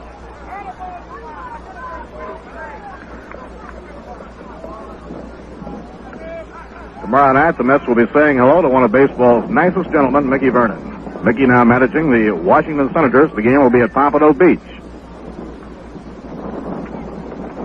Taken high by Bill Lajoie. 1 ball and 2 strikes. The speedy Dick Hauser, the leadoff hitter, waiting on deck, followed by Jose Tartabull. One thing about this young team that the A's are experimenting with, if they go with it, it'll be a team with a lot of speed. Breaking ball inside, 2-2. 2 of the veterans of the A's, pitcher Jerry Walker and outfielder Gene Stevens, have been kept on the sidelines with injuries. Walker hurt his back in the early part of spring training, but he's all right now, and Gene Stevens has been kept out of action with a bad knee. Hit hard on the ground down to first. Ed Boucher makes the play, waves the pitcher Bob Miller off, and makes the play unassisted. One away and nobody on. Hauser, shortstop. Here comes Dick Hauser. He had a great rookie season last year. Little fellow was more than they dreamt he would be. He was one of the real base stealers in the major leagues last year. He swiped 37 bases. Hauser, a right-hand hitter. Only Louis Aparicio of the White Sox could fill for more bases in the American League last season than Dick Hauser. Outside and low. And batting leadoff, he knocked in 45 runs and he hit for a good average.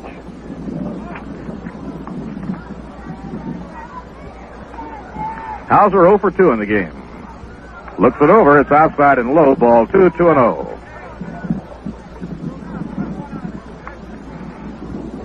Bob Miller working on the mound for the Mets. And Hobie Landreth behind the plate. Pitching 2-0. Over his head, it's taken ball 3, 3-0.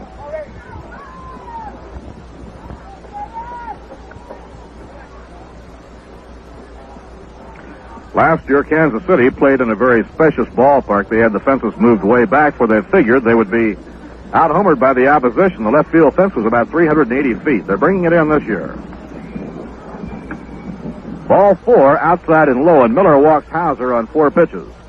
And now, while Jose Tartabull comes up to hit, we'll pause for station identification. 810 on your dial, WGY, WGFM Schenectady, the smoothest sound around. Bob Murphy along with Lindsey Nelson and Ralph Kiner from Connie Mack Stadium, West Palm Beach, Florida. The hitter is Jose Tartabull, the center fielder. He bunted for a hit in the first and lined to right field in the second. Left-hand hitter lines the ball hard into right, a clean base hit. Dick Hauser sprinting around second. He's on his way to third. The throw comes in from Gus Bell, and the A's have runners on first and third. This Tartabull putting together a strong game. He dumped a bunt down the third baseline, beat it out for a hit in the first. In the second, he hit a hard liner that Gus caught in right field, and now he singles with a liner into right. Now Cookie Lavagetto is sending the sign down toward the bullpen, and we may get some warm-up action for the Mets.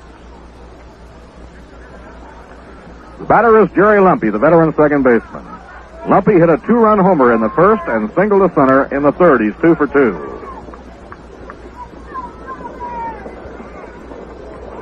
Jerry standing straight up and down, feet not too far apart, and up toward the front of that batter's box. A high foul ball off the fist, drifting over toward the crowd. It'll be out of play.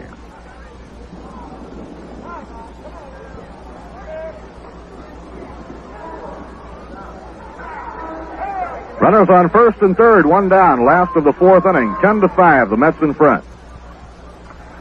Cleanup hitter Norm Seaburn on deck, and then the left fielder Manny Jimenez. Next pitch. Rammed hard up the middle, a base hit to center field. Hauser is in to score. Tartabull is around second. He'll go on to third. And now it's a 10-6 ball game. The Mets lead cut to 4. Well, that gives Jerry Lumpy 3 for 3 and 3 runs batted in.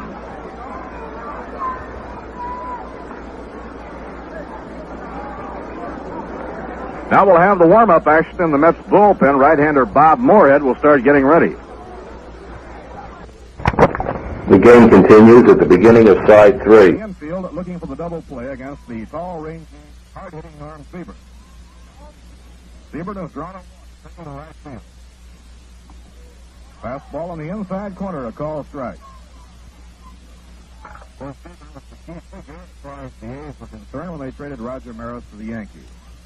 And although he certainly has been far overshadowed by Maris, nonetheless, Seaburn has been Mr. Offense for Kansas City the last couple of years. Breaking ball taken high. 1 ball, 1 strike.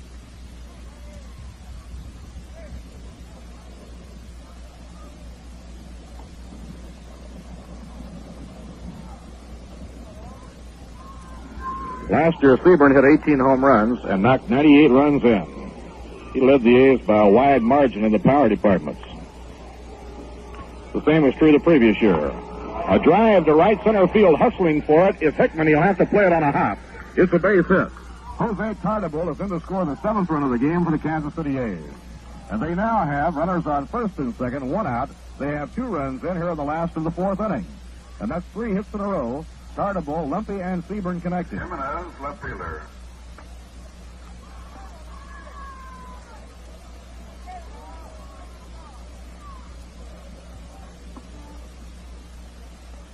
Now the batter is Manny Jimenez, the left fielder. Jimenez, a left-hand hitter, has singled to right, reached on a fielder's choice, which knocked a run in. This game now closing up. It's 10-7. The Mets lead cut to 3. Swing and a miss. A big riffle. And a breaking ball pitched in tight on Manny Jimenez. Jimenez, very strong looking. Left-hand hitter, feet wide apart. 17 home runs in the Coast League last year. Mets have the defense figuring him as a pull hitter as they swing around toward right. Runners on first and second, 1 man out. Line drive caught by Rod Canillo, thrown to Mantilla for the double play that retires the side. A hard line drive that went right to Rod Canillo, and Canillo pegs the ball to Mantilla for the double play that retires the side. In the 4th inning, Kansas City, 2 runs. There were 3 hits. No errors, 1 left on. So it's 4 innings complete. The score now at Connie Mack Stadium in West Palm Beach, Florida. The New York Mets 10 and the Kansas City A's 7. 4 inning totals in this slugfest. For the Mets, 10 runs, 9 hits, 1 error. They've had 3 left. Kansas City, 7 runs, 9 hits, 2 errors, and they've had 4 left on base. So both starting pitchers, John Wyatt and Bob Miller, were hit hard. And we'll have a new pitcher in the game now for Kansas City as the veteran right-hander Gordon Jones comes on. Jones, previously with the San Francisco Giants, then he came along to the Baltimore Orioles with Jackie Brandt in the exchange that sent Billy Lowe's and Billy O'Dell to the Giants. Brandt developing into a real star in the outfield for the Orioles. And year before last, Gordon Jones turned in a very fine job as a short relief man for the Birds. He started last year with the Orioles, but when the cut-down date came with the number of young pitchers on the staff, Paul Richards sent Gordon Jones to Rochester in the International League. Say, we hope you've got plenty of Rheingold on hand because, well, we're going to be playing ball again here in just a minute. So why not open up or order up a cold glass of Rheingold? It's beer as beer should taste.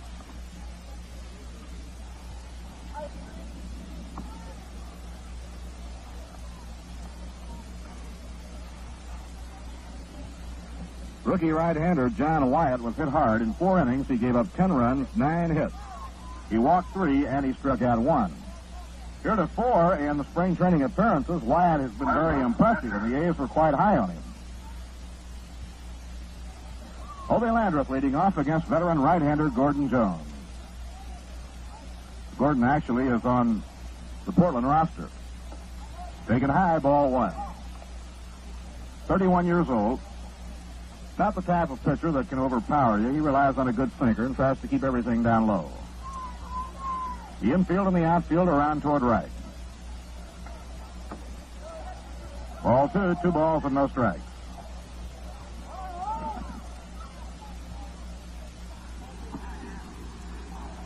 Neil Chrisley has come out of the on-deck circle, and Neil will hit for Bob Miller. Right in there for a call strike, 2-1 to Obie Landreth.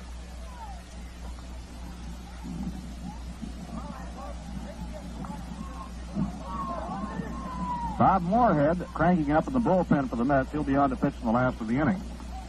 Ball 3 is outside, and now Gordon Jones is behind 3-1.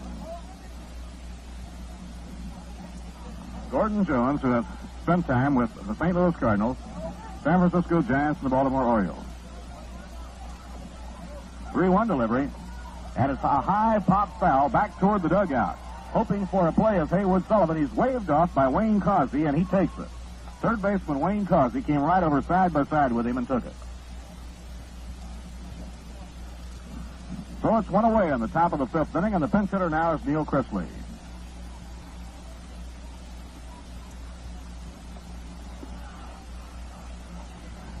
There, Neil Chrisley. Number 8, Chrisley. Originally started out in baseball in the Boston Red Sox organization. Batting for Miller. Neal looking for his first base hit in the spring games. He's been used by Casey as a pinch hitter down here. He has good power when he can get a hold of one. Now Gordon Jones looking into Haywood Sullivan for his sign. The right-hander winds and pitches. Strike on the inside corner. Jones pitched winter ball, and his arms seemed to gain in strength for him. He was striking out more hitters during the winter in winter ball than he normally had before. Breaking ball inside and low. 1 ball, 1 strike. Neil Cressley hitting. Dick Hauser has swung way over towards second. Back on the rim of the center field grass. Jerry Lumpy deep on the right side of the infield, and Norm Seaburn back deep. Swing and a miss on a fastball. 1-2 the count now on Neil Cressley, who's up hitting for Bob Miller.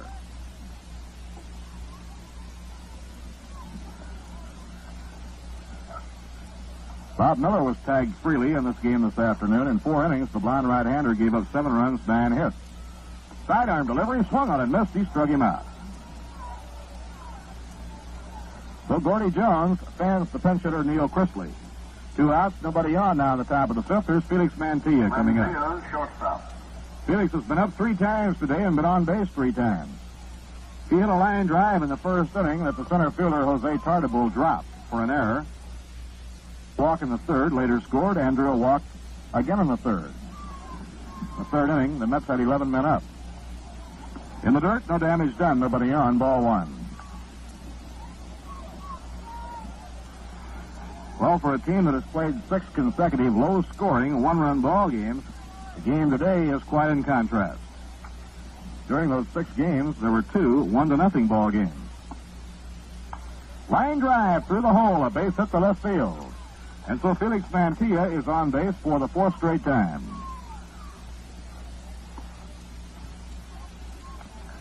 That's base hit number 10 for the New York Mets, and it brings up second baseman Rod Keneal. Rod reached safely in the 1st on a boot charged to Norm Seaburn. Then he smacked one down the left field line in the 3rd inning for a double. Was called out on strikes for the final out of the 3rd. Mantilla and Keneal were both up twice in the 3rd inning. He joined us late. The Mets scored 6 of their 10 runs in the 3rd.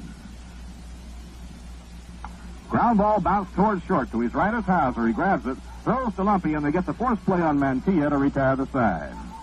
So the Mets are out in their half of the 5th inning. No runs, 1 hit, no errors, 1 left on. We've come halfway, and at the end of 4.5 innings, the score, the New York Mets 10 and the Kansas City A's 7. Now the last of the 5th inning at Connie Mack Stadium, West Palm Beach, Florida, on a real sunny, pleasant afternoon. Bob Moorhead is on now to take over the pitching for the New York Mets. Bob Miller in 4 innings allowed 7 runs, 9 hits. He walked 3, and he struck out 4. Last year at Jersey City, Moorhead won 5 and lost 6. The year before last at Jersey City, he was 8 and 9. So Bob has had ample minor league experience beginning in 1957 when he pitched at Temple and at Allentown. Gino Cimoli leading off against Bob Moorhead in the last of the 5th inning. The Mets out in front by 3. The windup by the right-hander, his pitch, swing and a miss, strike 1. Gino, playing right field, was up twice, and both times he took a called 3rd strike from Bob Miller. Gino deep in the box, feet wide apart. Buzzer right in there for a strike 2. Gino Cimoli has a lot in common with many of the fellows on the New York Mets, and that he has played on some real good ball clubs over the last half dozen years and been a 4th or a 5th outfielder, and rightfully perhaps feels that he hasn't had every chance to play every day and really blossom out. Outside and low, 1 ball and 2 strikes.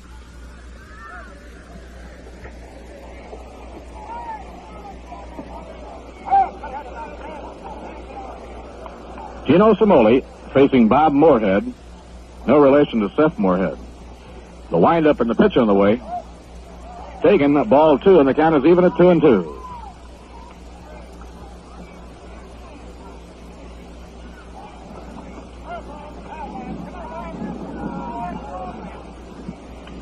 Bob Moorhead makes his off-season home in Lemoyne, Pennsylvania. He was born in Chambersburg, Pennsylvania. Strike 3 called. He whipped that one over the outside corner, and Gino Simoli, for the third straight time, is caught looking at a third strike. One away and nobody on, last of the 5th inning, and that brings up Wayne Cosby. Wayne Cosby, you may recall, was one of the flurry of bonus players signed by Paul Richards when he left the White Sox and took over in the dual role as general manager and field manager of the Baltimore Orioles. He's a left-hand hitter. Strike 1. Last year, Andy Carey opened the season at third for the A's. Then when Wayne Cosby got a chance to play, he came through so well that the A's were able to trade Carey to the White Sox. Inside and low, 1 ball and 1 strike.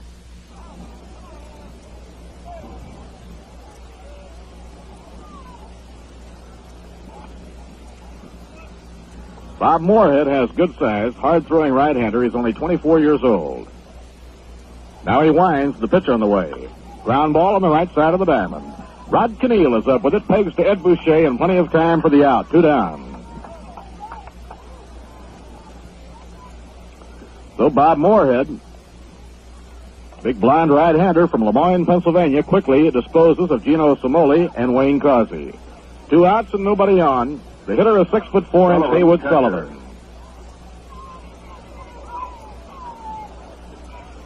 Moorhead cranking up. Down comes his pitch. Outside and low, it's ball 1.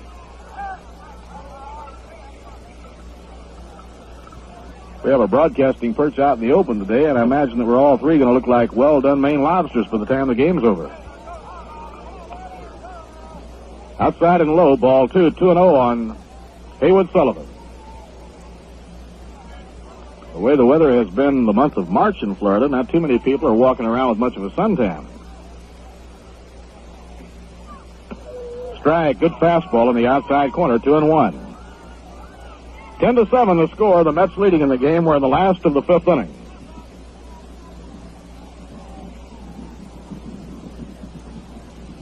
Pitching 2-1. Swing and a miss, and the count is even.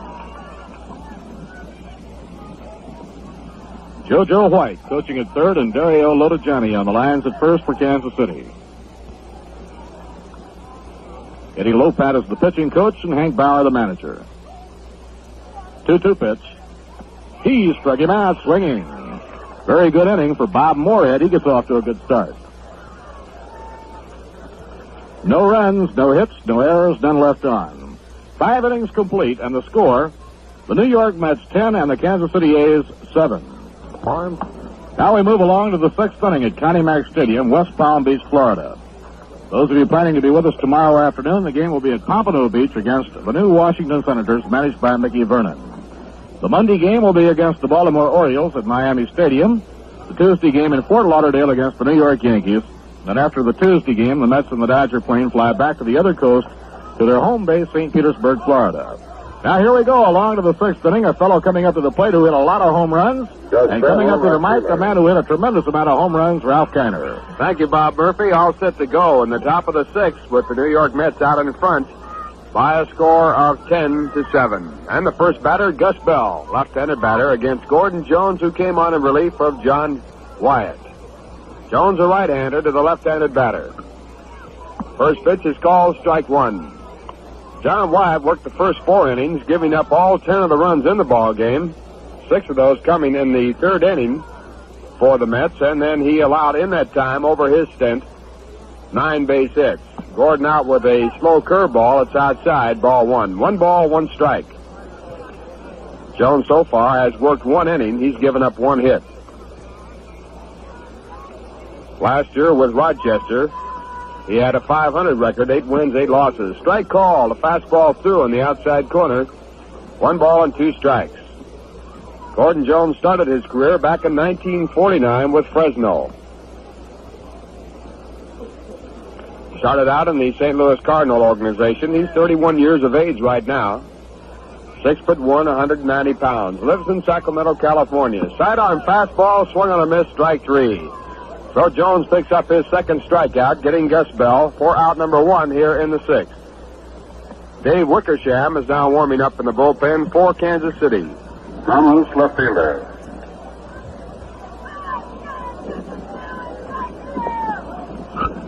Frank Thomas stepping in. Gus Bell now 1 for 4 on the day. He has scored a run, and he has driven in 2 big ones. That was in the 3rd inning.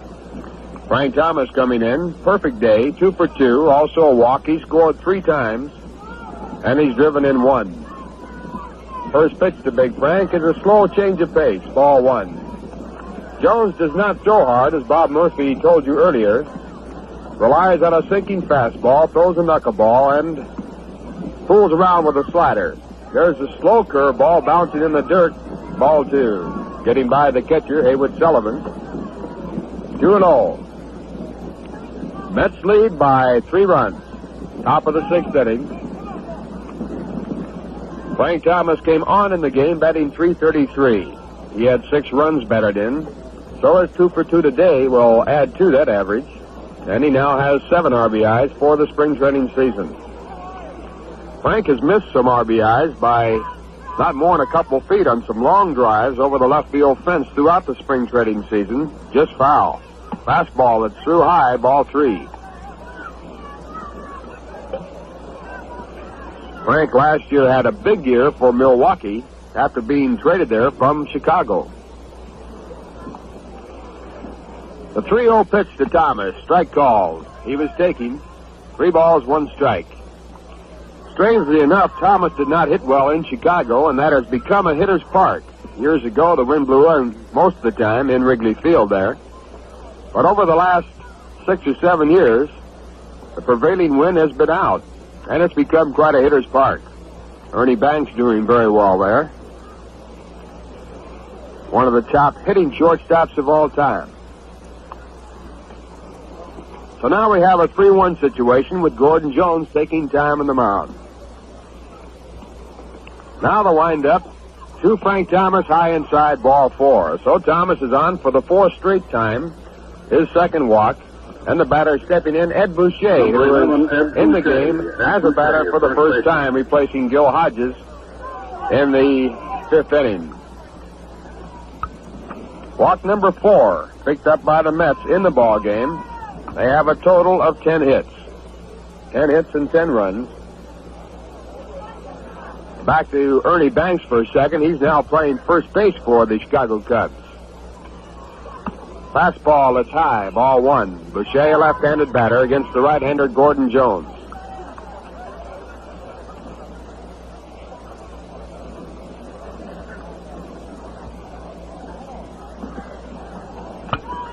Jones stretching, comes back with a slow curve.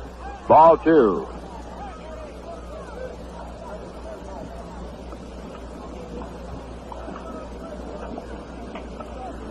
Ed Boucher over to the Mets from the Chicago Cubs, also played there with Frank Thomas. Had his best years with the Philadelphia Phillies. Left-handed batter with a slightly open stance right on top of the plate. Next pitch is low, ball 3.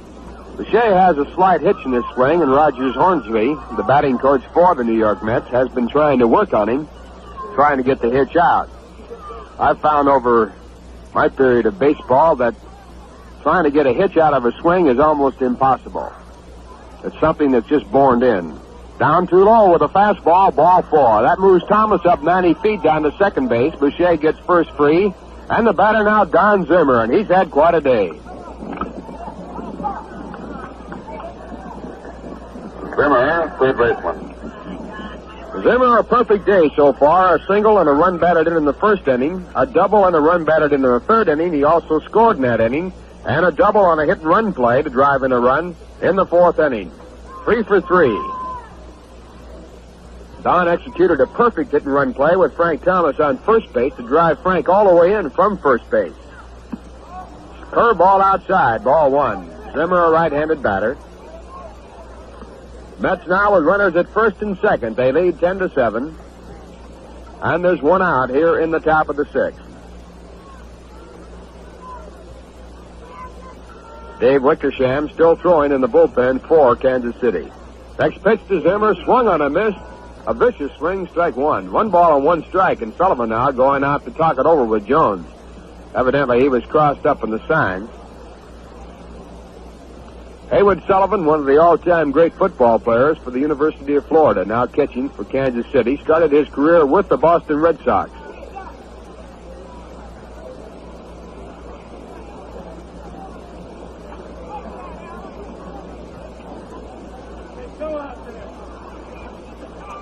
Now Sullivan back behind home plate, giving the sign to Gordon Jones, the right-handed pitcher. 1-1 count. Don Zimmer crouched over, takes outside corner, strike two. Perfect curveball, breaking on the outside corner, 1 ball and 2 strikes. Outfield shaded just a shade towards right field, and the center fielder playing very deep. Zimmer chased him all the way to the 383-foot mark in center field with a double. There's a ground ball down to the shortstop. It goes on through into left field. Coming around from third base, Frank Thomas. And going to third base, Boucher. The throw there, not in time, and Zimmer holds it first. Well, we'll have to wait and see how that scored. It scored an error.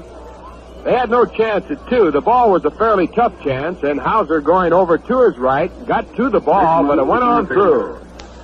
So that adds a run to the 10 that the New York Mets have. The score now 11-7, and runners are now at first and third, and Jim Hickman the batter.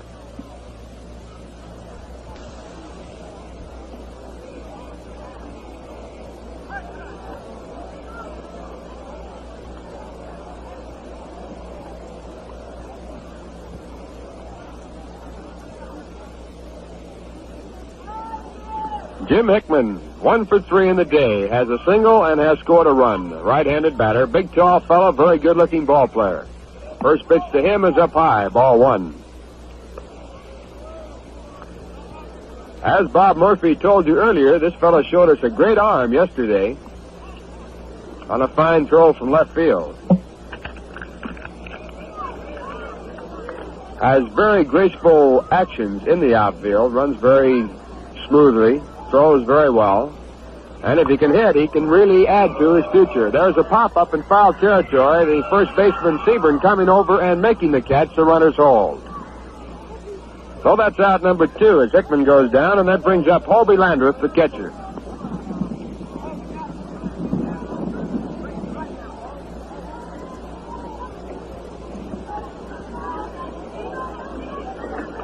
Landreth, catcher. Hobie Landreth, a left-handed batter, stepping in the batter's box. Score now 11-7 in favor of the New York Mets. 2 outs in the 6th.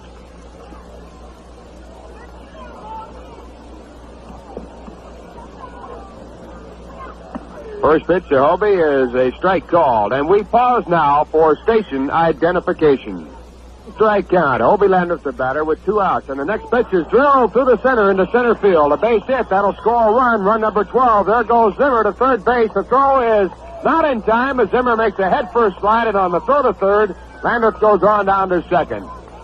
Zimmer with a fine head-first belly slide, getting in there, beating the throw, just barely beating the throw.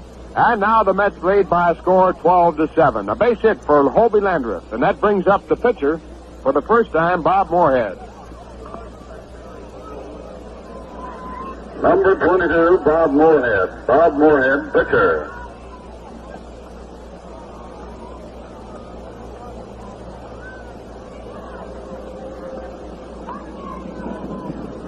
Two runs in the 6th inning with 2 outs. Moorhead, a right-handed batter, in the batter's box.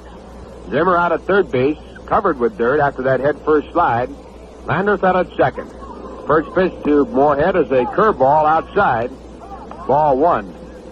Well, there was a rumor before the ball game that Gordon Jones was going to be showing off here, possibly for the benefit of Mr. George Weiss, the president of the New York Mets. But Jones has not looked too good in his short stint against the Mets today. There's a slider that's outside, ball 2.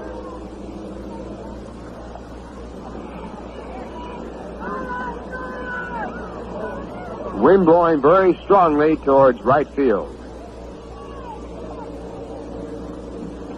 Jones able to wind up with runners at second and third. Comes back to the plate. The ball's hit off of the end of the bat down to the first baseman, Seaburn. He takes it all by himself, unassisted, to retire the side.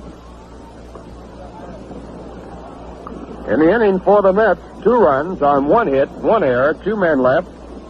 And the score at the end of the top half of the 6th inning, the New York Mets 12, the Kansas City Athletics 7. Score of the ball game now 12-7 in favor of the New York Mets. The Mets now with their biggest run-scoring output of the spring training season, of their history, actually. And they had their biggest inning to date in their very short career. They scored 6 big runs in the third inning, sending 11 batters to the plate. Bob Moorhead on the mound for the New York Mets. Getting ready now to work to the Kansas City Athletics leadoff man. Gordon Winhorn now batting. And we have a pinch hitter for the pitcher, Gordon Jones. Gordon Winhorn. And he takes the first pitch by Moorhead. It's outside, ball 1. Winhorn last year was with Los Angeles, the Los Angeles Dodgers, and he hit .242 and 33 times at bat. Also played at Omaha for the Dodger organization. He lives in Phoenix. Next pitch to Gordon, hit hard to Zimmer's right. He dives, knocks the ball down, has no play, and that should go as a base hit. Zimmer made a good try knocking the ball down, actually saved it from going for 2 bases, as Winhorn is an exceptionally fast runner. Winhorn had some fine seasons for Denver in the American Association. So a base hit by Winhorn, officially scored, and a batter stepping in, Dick Hauser. First base hit off of Moorhead. Hauser now taking on the corner at the knee, strike 1 call.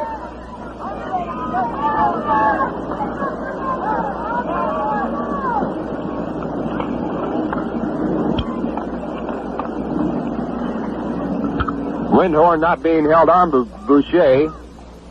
And the next pitch to Hauser, good curveball. Call strike 2. Boucher playing behind the man, as he does not figure to run, as the Kansas City Athletics trail in the ball game by 5 runs. Bottom half of the 6th inning. And it's percentage baseball to play it safe at the spot and go for the big inning. Strike 2 pitch, just missing. A curveball, ball 1. 1-2.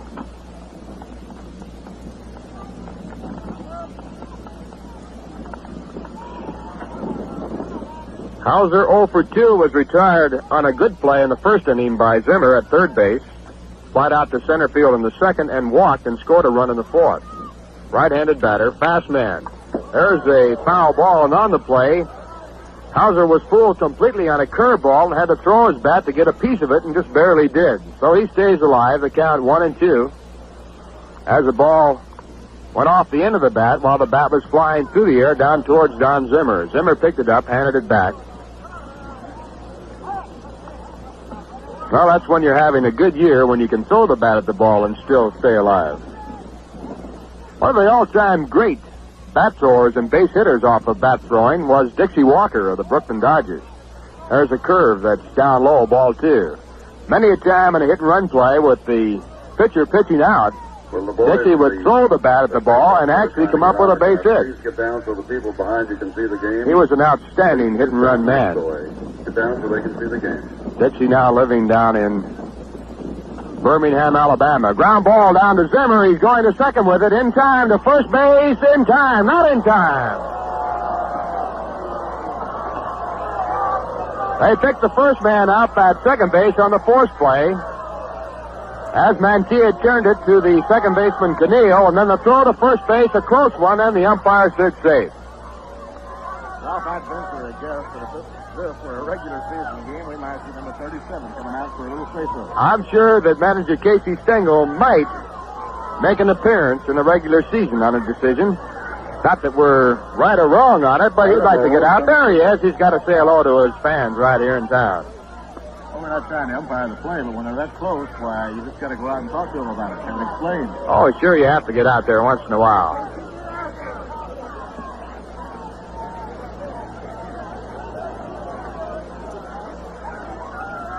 So if you're scoring, Winhorn is out 6-4. Dick Hauser is safe in the force play at second. There's one out, and the batter stepping in, Jose Tartabull. Left-handed batter, he takes the strike. Tartabull played at Victoria last year, hitting .304. In this game, he is 2 for 3. Bunted for a base hit in the first inning and scored a run. Then lined one to right field that was caught in the second. Then singled to right field in the fourth and scored a run.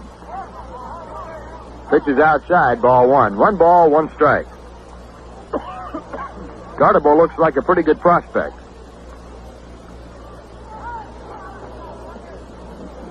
Stands with a closed stance right on the plate.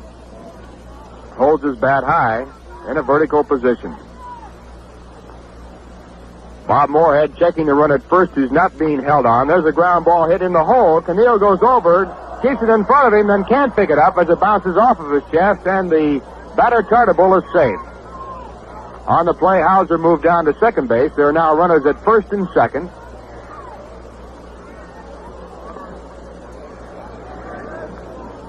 And we're waiting now to see how they score the ball. Here's second baseman. It was a fairly difficult chance, but not too difficult. And still no sign on the board. We'll have to go that it might go as an error. Now coming up, Jerry Lumpy. Lumpy with a 2-run home run in the first inning. Has a perfect day going for him as he's added 2 singles to the home run, and he's 3 for 3. A left-handed batter. Fine hitting second baseman. Runners at first and second, 1 out. First pitch to Lumpy is fouled away, strike 1.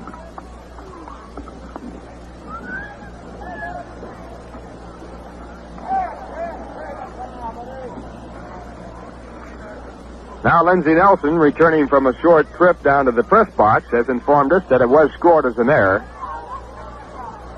We have no communication at all with the press box where we're broadcasting from, and the scoreboard has no error sign, evidently.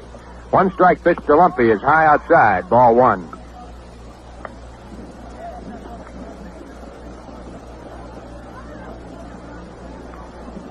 Lumpy last year batted a fine .293 for the Kansas City Athletics.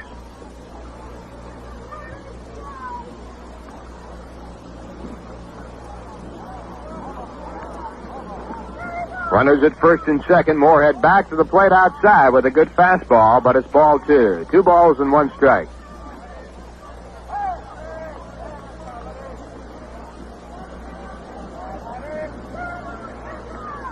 Moorhead in his first jam since he has been in the ball game. He came on in the 5th inning to replace Bob Miller. He has yet to give up anything that looks like a big hit. He has allowed 1 so far. That was off the glove of Zimmer. Now the next pitch is lined to center field. This could drop in. The center fielder Hickman comes in, traps it, comes up with the ball, and now going over to third base after holding up to see if the ball would be caught was Dick Hauser. So on the play, the runners move up 1 base. They are now loaded up. And the batter stepping on is Norm Seaburn. That was a fine play by Hickman in center field, charging the sharply hit line drive. He got it on the trap. The umpire had to give the sign to indicate it was trapped and not caught in the air. And holding up on the bases, the runners did have a chance to move up 1. So now Moorhead in his first big jam, and Lumpy steps in. Lumpy now 4 for 4. Make that Seaburn steps in. Lumpy now 4 for 4 with his base hit. Seaburn also a perfect day, 2 for 2. Checks on the swing, but it's called a strike. Curveball by Moorhead. Norm Seaburn walked in the first inning, then singled to right field in the 3rd and singled to center in the 4th. Last year he had .296 for the Kansas City Athletics. Wears glasses, bats from the left-hand side. Bases loaded. Moorhead into the full windup. Comes back with a slider that's ball 2.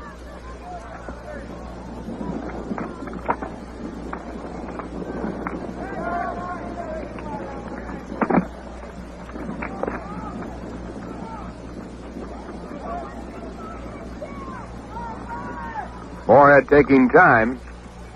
Now swings into the windup. Next pitch is just outside. 2 balls now and 1 strike.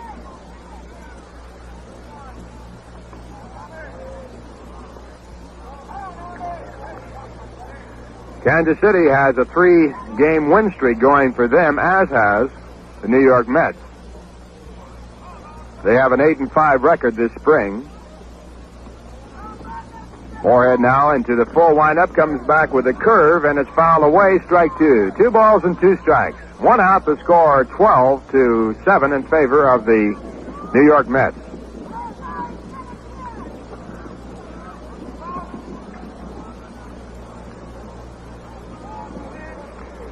Outfield pulled way around. Seaburn a pull hitter.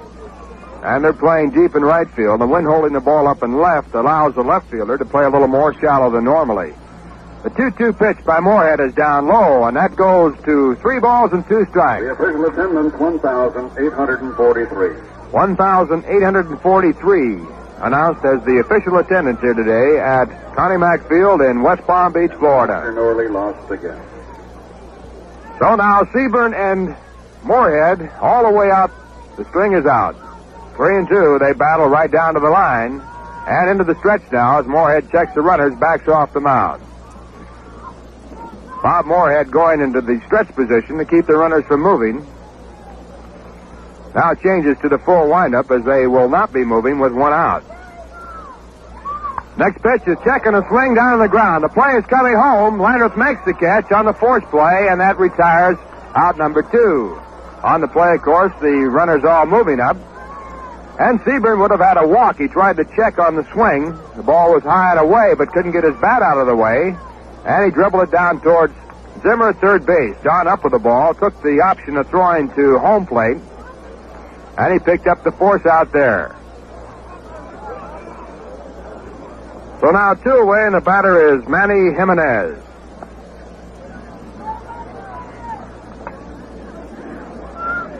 Jimenez, left fielder.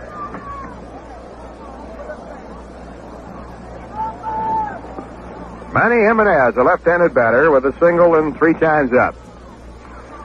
Holds the first pitch foul down towards the right field side, strike 1. Jimenez with a fine year at Vancouver in the Pacific Coast League last year. Hit .305. Has a little bit of the Mel Ott stance in him. He picks up that front foot and sets it down again. Mel, of course, picked his foot way in the air. Jimenez doesn't do that far. Now Moorhead into the full windup. Back with a curve. It's off the end of the bat. Zimmer will come up with it and take the play at third all by himself, and that retires the side. In the inning for the Kansas City Athletics, no runs on 2 hits, 1 error, 3 men left, and a score at the end of 6 complete innings. The New York Mets 12, the Kansas City Athletics 7. Dave Wickersham now pitching for the Kansas City Athletics, looks in for the sign. Right-hander. Had an 0-2 record at Kansas City last year. Mantilla pulls foul. Strike 1. 1 ball and 1 strike. He also pitched at Shreveport, where he compiled a 14-11 record.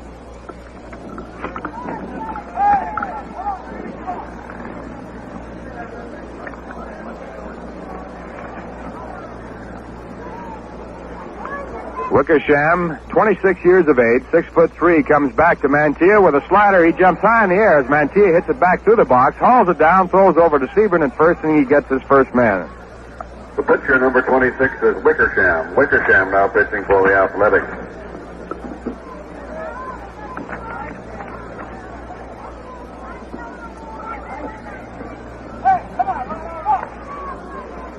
That brings up Rod Cannell. Rod with a double and 4 times up. Has scored 2 runs, batting for the right-hand side.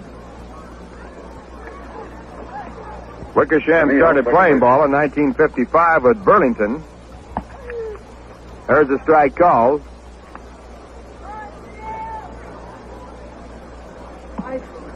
Sitting down right below us, Mrs. Joan Payson, who threw a very fine party for the ball club last night. There's the ball hit out to right field. The right fielder coming on strongly is there, and he makes the catch. Samoli coming in quickly took that ball in shallow right field for out number 2. 2 up and 2 down as Wickersham gets his first 2, and the batter stepping in is Gus Bell. Also Mrs. Don Grant. Bell, Mrs. Casey Stengel down below us. So the feminine side watching this ball game. That was really a nice party we had right here in West Palm Beach. 2 outs. The first pitch to Gus Bell is high, ball 1.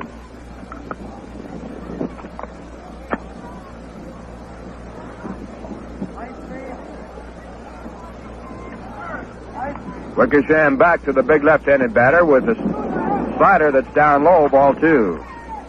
Well, I didn't realize you were such a big shrimp scampi fan last night at that party. Oh, you'd have to go for shrimp scampi the way that tasted. You were doing a pretty good job in there yourself. You didn't pass up anything. Oh, I had both feet the trough. I gotta admit that. Oh, you were swinging away with both hands. 2-ball pitch is called, strike 1. 2-1. Don't let our sidekick get away with too much either. He was in there pretty good, too. You know, he's kind of a sprinter at that table. I think you and I are kind of stretch runners. He's a sneaky eater. You got to watch him all the time. He's not doing much talking, and he's eating all the way. Foul tip, strike 2. 2-2. And we had background music with Louis Efferrap doing the singing. That's gone too far, though.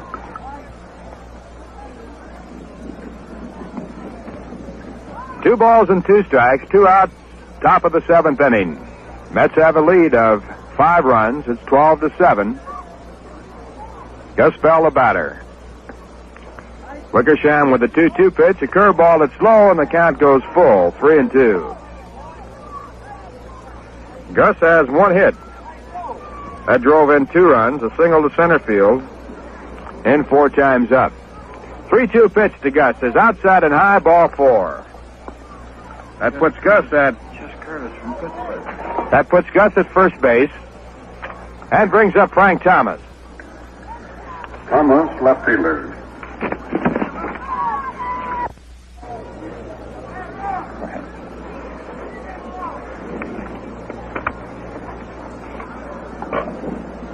Frank Thomas with a double, a single, and 2 walks. He's been on base 4 times, driven in 1 run, and he scored 4 runs. Thomas, a busy man. Got a good workout, scoring from first base on a hit-and-run play. Curveball, it's inside to Frank, ball 1. Demerit now running for Bell. Demerit running for Bell. John Demerit just in the ball game as a runner for Gus Bell, and he'll stay in for him defensively. Curveball's pulled foul, strike 1. 1 ball and 1 strike.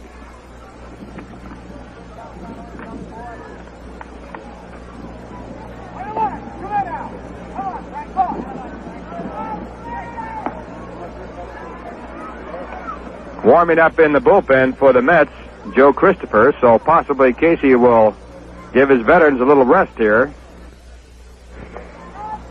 Another ball game coming your way tomorrow. Swing at a curveball. It's down in the dirt. Strike 2. Thomas Poole went for it. 1 ball and 2 strikes.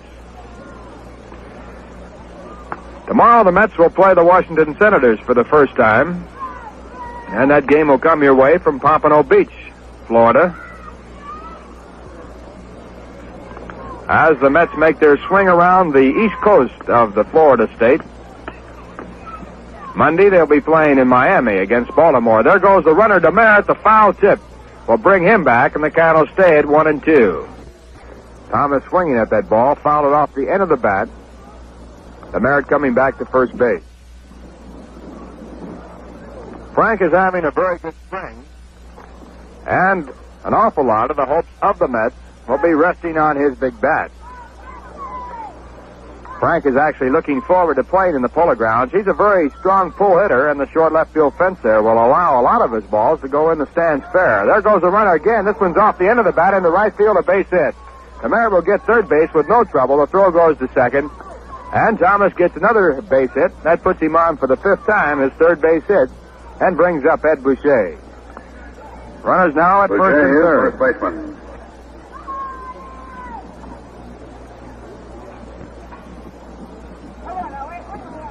Boucher replaced Gil Hodges. Gil had gone 0 for 2.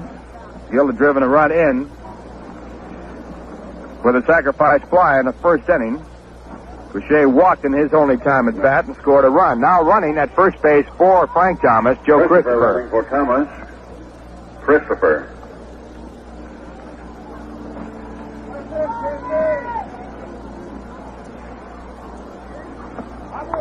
Now a pick off at first base. Christopher is going down to second, and he's there. Now a throw to third, and he is there. Christopher with a lead, broke from first base. They had him in a trap play, and when Seaburn took too much time, Christopher beat whatever could have happened at second, got in there safely, and then the runner at third base, Demerit, down the line, almost got picked off as a long throw came over to third, but he slid back in safely. So now the runners at second and third, as Christopher played heads-up ball, took advantage of a lapse on the Kansas City pitcher's side. Actually, we can't blame the pitcher too much. It was one of those plays. Wickersham on the mound will go into the full windup, and his first pitch to Boucher is down and outside, ball 1. That'll go officially as a stolen base for Joe Christopher.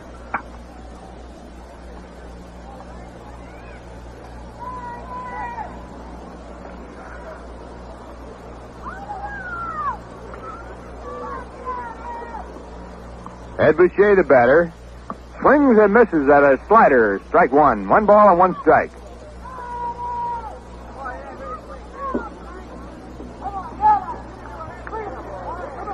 "12-7 game. Mets lead it.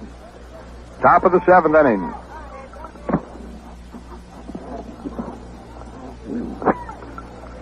Now the right-hander back to the left-handed batter, and a drive to right field. The right fielder Samoli is back near the wall, and he makes the catch. That ball was not high enough, or would have gone over the fence.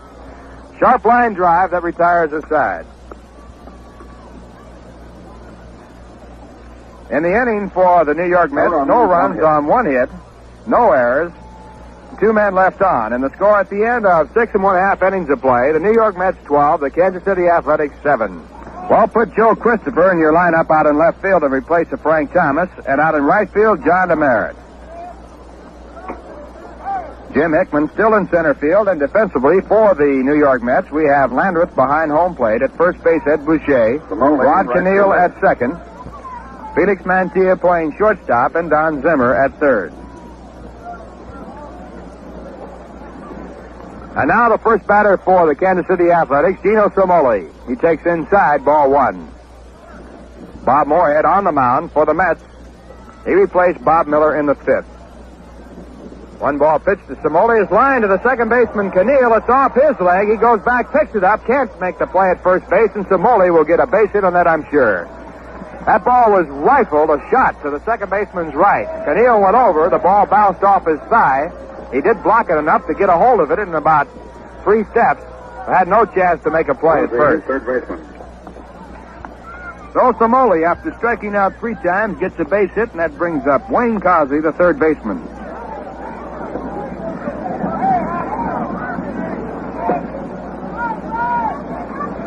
Cosby 1 for 2 as a double, takes the strike calls. Wayne batted .276 for the Kansas City Athletics last year. Left-handed batter, not much power, although he doubled off the wall. He's a spray hitter. There's a ball on the ground to Ed Boucher. He makes the play at the shortstop, covering second, and there's no return in the throw.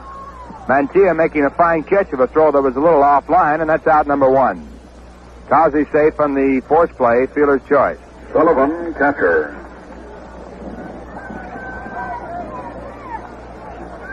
That brings up Haywood Sullivan. Big catcher, 0 for 3. He struck out twice and grounded out to the shortstop.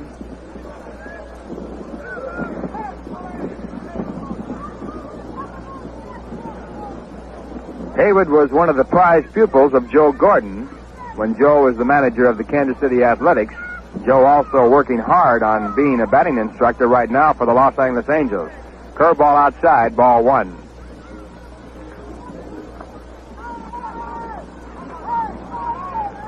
Sullivan last year hit .242 for Kansas City. Has good power, does not pull too much. The outfield playing straight away. There's a chance at a pickoff play. The throw down to first base is not in time as the curveball is outside.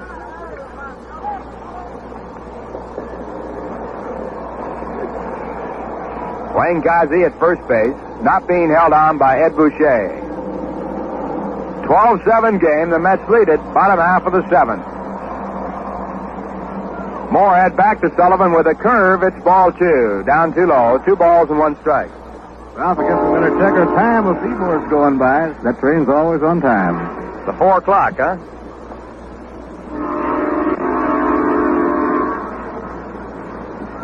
Two balls, 1 strike, 1 out. Bob Moorhead with a pitch that's lined in the center field, but Hickman will move over. He does. Makes the catch for out number 2.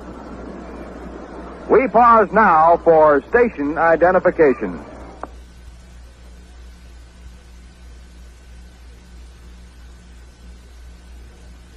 This is WGY Schenectady, 810 on your radio dial. Third pitcher for Kansas City, Dave Wickersham, a right-handed batter. 2 outs to score 12-7. The New York Mets out in front. runner at first base, and there's a bunt down the third base side, but Zimmer was in on it. He saw it all the way, comes up with the ball, makes the throw to first base, and they get their men. Heads up ball by Don Zimmer, and that retires the side in the inning for the Kansas City Athletics. No runs, 1 hit, no errors, 1 man left, and the score at the end of 7. No runs, 1 hit. The New York Mets 12, the Kansas City Athletics 7. Right, Bob Murphy, and Don Zimmer steps into the batter's box. What a day this fellow's had. He's singled, he's doubled twice, he was on an error, he's driven in 4 runs. A great afternoon for Don Zimmer. Right-hand batter, and he's facing Dave Wickersham, who is the third hurler of the day out there for manager Hank Bauer's Kansas City Athletics. The top half of the 8th inning as Wickersham has the sign. Winds and fires, and it's a called strike 1. Bill Kinnaman of the American League calling balls and strikes behind the plate this afternoon. Paul Pryor of the National League at first, Joe Linsalata of the American League at second, and Tom Gorman of the National League at third. That pitch is low and outside. It's ball 2 to Don Zimmer. He'll be followed by Jim Hickman.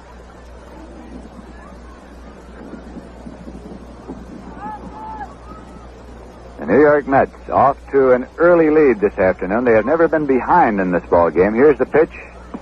It's inside for a ball. The Mets scored 3 runs in the top half of the first inning. The Kansas City A's scored 2 in the bottom of the first to make it 3-2. But then the Mets had their big inning in the top of the third when they got 6 runs. Kansas City came right back in the bottom of the third and got 3. There's a pitch that's low. 3 balls and 1 strike to count to Zimmer. The Mets got another in the top of the 4th. The A's got 2 in the bottom of the 4th, and then the Mets got 2 more in the top of the 6th, and that's been all the scoring. That pitch is high, and Zimmer is on base for the 5th time today. Throwing a base on balls from Wickersham. And that brings up Jim Hickman. Jim Hickman flied to right, singled to drive in 2 runs in the 3rd inning, struck out and fouled out to the first baseman.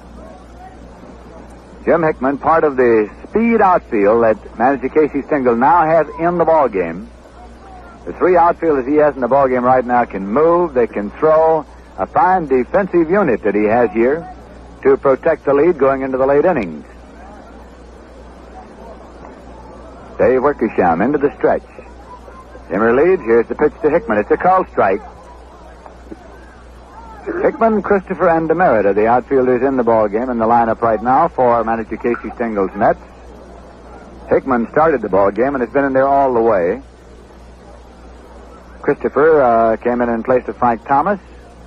Demerit came in place of Gus Bell. Here's a ground ball to the shortstop. Dick Hauser up with it, bobbles it, can't make a play. It ran up his sleeve. Both runners are safe. As Hauser came over, it simply ran up his sleeve, and Hickman is on the bobble. Zimmer safe at second, Hickman safe at first, and catcher Hobie Landis coming up. Left-hand batter. Landis, catcher. That is the 4th Kansas City error of this afternoon.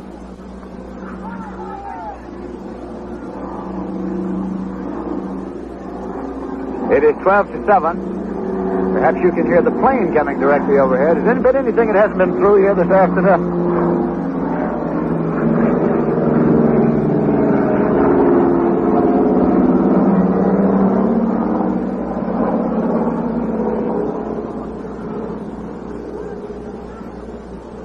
All right, now with the plane having passed over, we're set to play once again as Dave Wickersham had taken time out. Now he's up on the rubber. Checks the runners. They're going. There's a foul ball. Off to Hobie Landis. Out of play, and that'll bring them back. Zimmer and Hickman off and running on the pitch. They return to their bases. Lindsay, one time I was playing down in Mexico, and they held up the game, and coming through the center field fence was one of those little push carts with 2 guys going up and down, one on each side, pumping it right through the ballpark. Maybe we'll see that again here today. I tell you, I wouldn't be surprised at all. Don Zimmer at second. Jim Hickman at first. There is nobody out for the Mets, and Hobie Landis up there. He is 1 for 4 this afternoon. He drove in a run with a single in the 6th inning. And now, catcher Haywood Sullivan wants to go out and check a sign with Dave Wickersham. Do that in a hurry. He comes right back. 1 strike count to Landreth on the foul ball.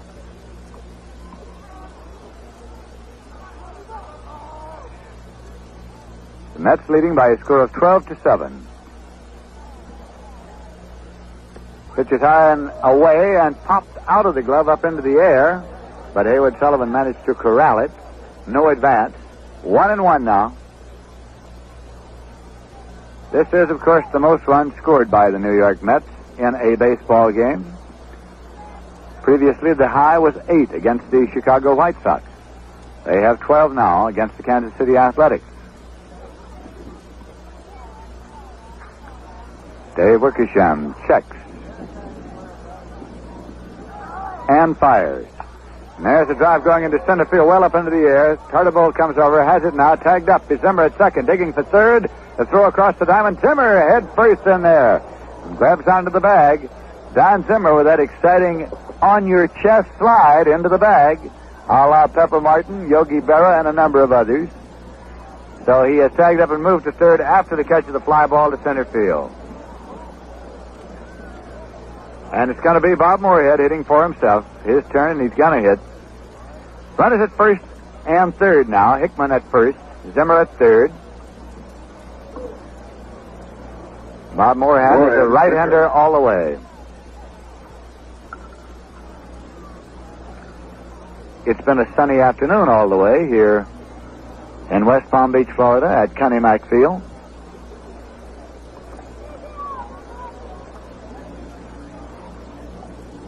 Moorhead standing in and waiting as Dave Wickersham is revving up the baseball.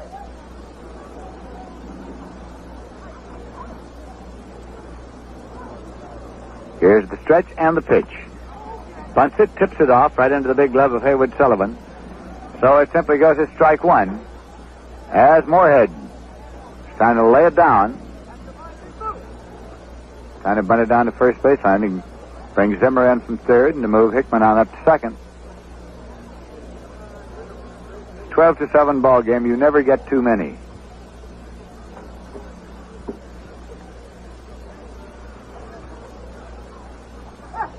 The pitch. There's a ground ball to shortstop. Hauser's over it. He goes to second for one. The relay on to first. And he got him. Double play. And that retires the side as Moorhead hits into a double play from Hauser to Lumpy to Seaburn. From 6-4 to 3 if you're scoring.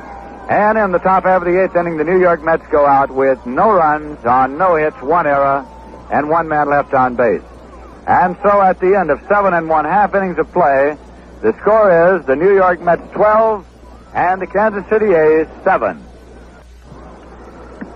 This is Lindsey Nelson with Bob Murphy and Ralph Kiner here at Connie Mack Field in West Palm Beach, Florida, as we're going to the bottom half of the eighth inning, and the Kansas City Athletics will have the head of the batting order up. Dick Hauser, the leadoff man. He's been up 3 times officially without a hit. He walked once and has scored 1 run in this afternoon's ball game, in which the Mets lead by a score of 12-7. On the mound, Bob Moorhead. Hauser, shortstop. Around the infield defensively for the Mets, in case you've just joined us, Ed Boucher is the first baseman, Rod Keneal's the second baseman, Felix Mantilla at short, and Don Zimmer at third. There's a ground ball to third. Zimmer has it, straightens up, throws to Boucher. He's out at first base. Hauser has grounded out. So there is 1 away, and that brings up center fielder Jose Tartabull. He bunted safely for a single in the first inning, flied to right, singled with a line drive to right in the fourth, and was on an error in the sixth. So he's been on 3 times. He is 2 for 4 officially. Pitch is in there for a called strike one. Give it a little hop, skip, and jump. But it was a called strike.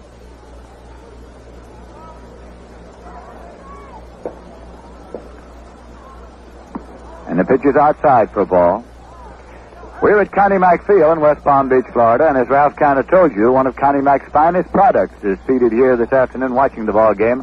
Hall of Fame catcher Mickey Cochran, seated behind the plate here and has been watching the ball game throughout. That pitch is inside. Ball 2. It's 2-1.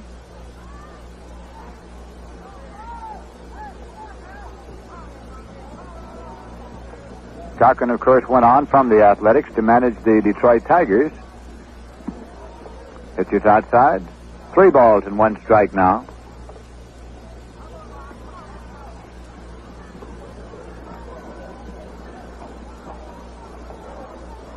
3-1 with one man out. Pitch to Tartabull in there for a called strike. He was taking all the way. It's 3-2. As has been the case with a number of playing managers, one of the greatest attributes that manager Cochran had was the fact that he had a catcher named Cochran also.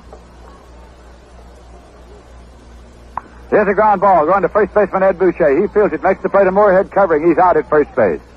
Tartabull grounding out from Ed Boucher to Bob Moorhead, the pitcher covering. 2 men out, and Jerry Lumpy's coming up. Lumpy is 4 for 4 today. He's had a big day.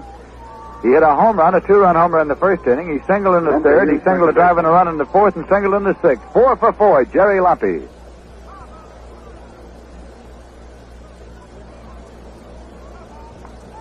We're in the bottom half of the 8th inning. The Kansas City Athletics batting with 2 men out. Bob Moorhead into the windup and the pitch down. There is a fly ball going to center field. Hickman is digging in. Keneal is digging out. Hickman seems to have it lined up. He's underneath. He takes it on the run. Bob Moorhead gets the Kansas City Athletics out in order in the bottom half of the 8th inning with no runs on no hits, no errors, and nobody left on base. And at the end of 8 full innings of play, the score is the New York Mets 12 and the Kansas City A's 7. This has been a free-swinging, free-hitting baseball game here this afternoon.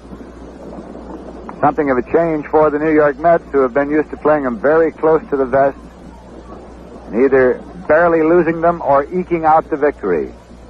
Either way you look at it, it's exciting baseball. And that's the kind you'll see at the Polo Grounds all season long as National League Baseball comes back to the city of New York on April 13th, with the Pittsburgh Pirates coming in for a single game on Friday, April 13th, another single game on Saturday the 14th, and a big doubleheader at the Polo Grounds on the 15th. Felix Mantilla is at the plate now for the New York Mets. He's been on base 4 times this afternoon. And there's a drive going deep to left center field. Could be an in-betweener, and it's got to be just that. Mantilla turns first, digs for second. Manny Jimenez runs it down, whips it in, and Mantilla turns second, holds up right there. Felix Mantilla with a well-hit ball in between. Left field to Manny Jimenez and center field to Jose Tartabull. It went all the way to the scoreboard. So it is 2 base hits this afternoon for Felix Mantilla, who is making a bid to reclaim the shortstop position on this Mets team. And Rod Keneal is coming up, the second baseman. Keneal had a double in the 3rd inning. He has scored 2 runs. He was on an error in the 1st inning. Keneal, forced Mantilla in the 5th. He's been on base 3 times. Nobody out as Mantilla was the first man up for the Mets in the top of the 9th. The pitch to Keneal is in there for a called strike 1.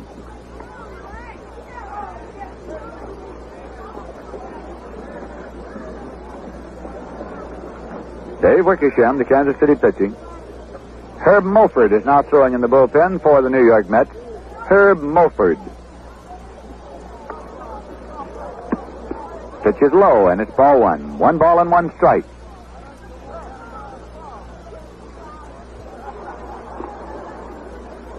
Red Crest, the coach at first base, talking back and forth with a few of the fans there. We noticed a moment ago when Gino Simoli beat out a base hit.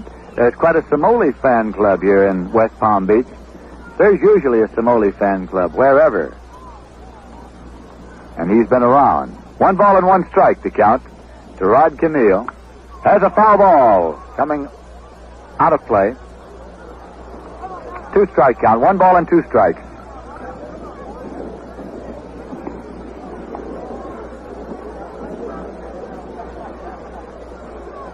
Directly after this ball game, the New York Mets will be moving on into Miami, Florida, where they'll be based for 3 ball games coming up against the Washington Senators, the Baltimore Orioles, and the New York Yankees.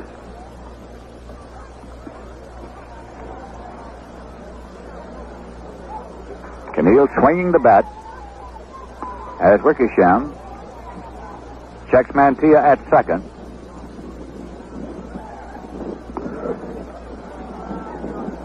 Here's the pitch. Swing and a miss. So he struck him out. 1 man out. Mantilla still at second. And that will bring up John Demerit. John Demerit came in to run for Gus Bell after Bell walked in the 7th inning. So this is Demerit's first time up. 29, Johnny Demerit, right fielder. Merritt with the open stance. Up there and waiting. Here's the pitch, and there's a ground ball to third, taken down there by Cosby. He throws over to first in time. Now Mantilla's going to third, to throw back to third. He's safe at third base. So, John DeMeritt is grounded out, 5-3 if you're scoring from Wayne Cousins to Norm Seaborn.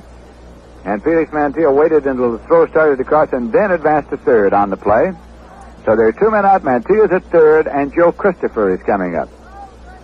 Christopher ran for Frank Thomas after Thomas singled in the seventh inning. Lots of speed. Number 23, Joe Christopher, left fielder. Top half of the ninth inning. The New York Mets at bat and leading in the ballgame by a score of 12-7.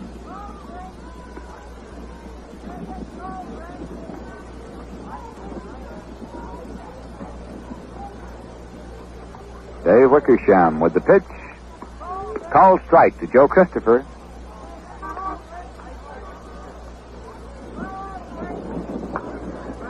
And the Pittsburgh Pirates are making their stretch drive to win the pennant in 1960, and then, of course, they went on to defeat the New York Yankees in the World Series. Joe Christopher played a very important part in that stretch drive, figuring in several important victories of the Pirates in the days when they were hanging in there.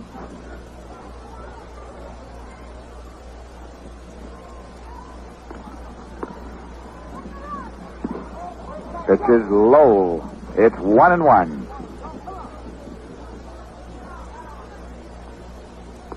Matter of fact, that year the Pirates had Gino Cimoli and Joe Christopher as their extra outfielders.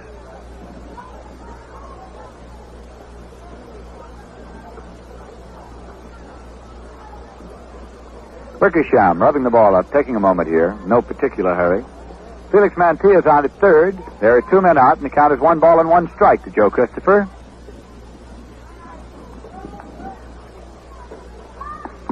It's a call strike, 1-2. As we have noted, the Kansas City Athletics next year will be training in North Miami, Florida. They have signed a 10-year contract to train there, and rumor has it, of course, that Lou Perini is going to move his Milwaukee Braves into here, West Palm Beach, since he has a housing development nearby. That has been the persistent rumor even before the announcement that the Athletics were going to train at North Miami. Now, Howie Nunn is throwing in the bullpen also for the New York Mets, along with Mulford. There's a pitch outside to Christopher. It's 2-2. 2 balls, 2 strikes. Official paid attendance here this afternoon, 1,843, turning out on a sunny afternoon to see the New York Mets and the Kansas City Athletics.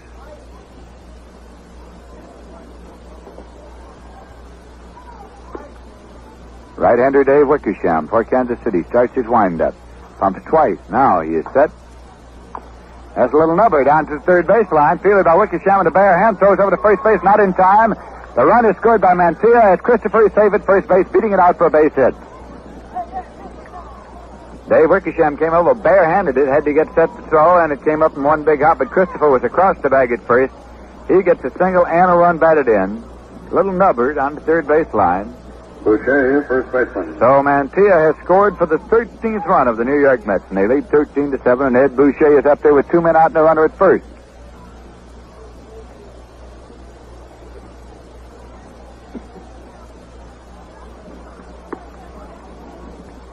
Wickersham checks. There's a ground ball going through the hole into right field for a base hit. Christopher turns second, digs for third. Samoli fires the ball across, and Christopher safely into third base as Dick Hauser, the shortstop, cut it off.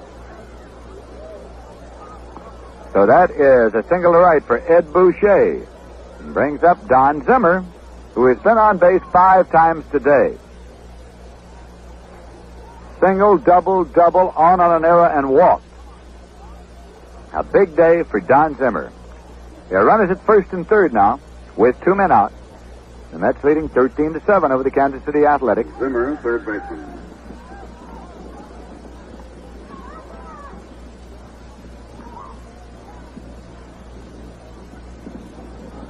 Charles Wickersham, the right-hander, has the sign now. Checks the runners, pitches inside to Zimmer, and now it's Boucher on a delayed steal. He's caught in a rundown between first and second. Christopher has crossed the plate. And now Boucher is tagged out. The run does count very definitely since Christopher crossed the plate before Boucher was tagged out. As the throw went through on the delay, they got the run across, trying a few maneuvers here. Very late, and so in the top half of the ninth inning, the New York Mets got 2 runs on 3 hits, no errors, and nobody left on base. And so at the end of 8 1/2 innings of play, the score is the New York Mets 14 and the Kansas City Athletics 7. We'll be going now to the bottom half of the ninth inning. Cleanup man Norm Siebert is up to lead off for the Kansas City Athletics. Bob Moorhead, the pitcher, on the mound for the New York Mets. Winds and fires, and the pitch is outside to Sebring. Sebring walks, single, and forced houses, so he's been on base 4 times. 2 for 3 officially, and the walk. Low and inside. It's ball 2 to Norm Sebring. He'll be followed by Manny Jimenez and Gino Samoli.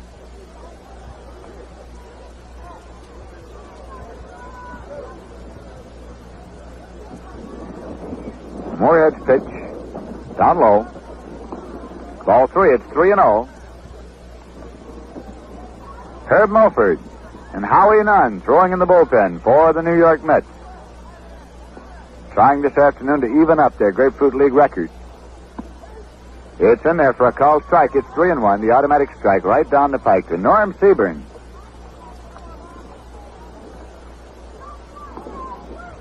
There's a ground ball going to the right side. Fielded by Boucher. He's going to play it to Moorhead covering, and he's out at first base. So Sebring goes out 3-1 if you're scoring from Ed Boucher to the pitcher Bob Moorhead covering. That'll bring up Manny Jimenez. Tomorrow afternoon we'll be at Pompano Beach to bring you the New York Mets and the Washington Senators. They're managed by Mickey Vernon. They have ball players like Jim Pearsall and Gene Woodling. So we'll have an exciting afternoon for you tomorrow. The Mets and the Washington Senators. Then on Monday, we'll bring you the Mets and the Baltimore Orioles, and on Tuesday, the Mets and the New York Yankees. Here's the pitch to Jimenez. There's nobody on and 1 man out. Against the speed of the left-hand batter, down to him at third, in on the edge of the grass. And there's a ground ball to the shortstop deep. Mancia has it. Sidearms it to first to Boucher, he's out.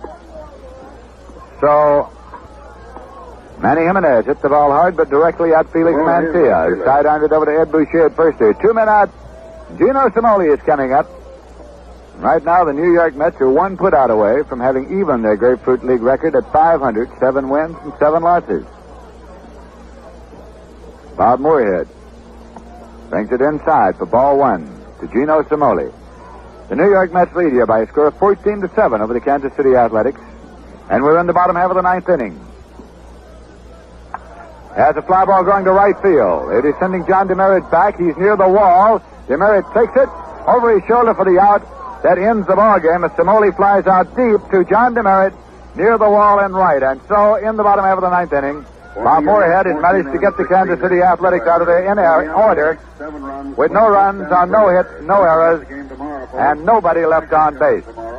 We'll have the summary in just a moment. Right now, the final score, the New York Mets 14 and the Kansas City A's 7.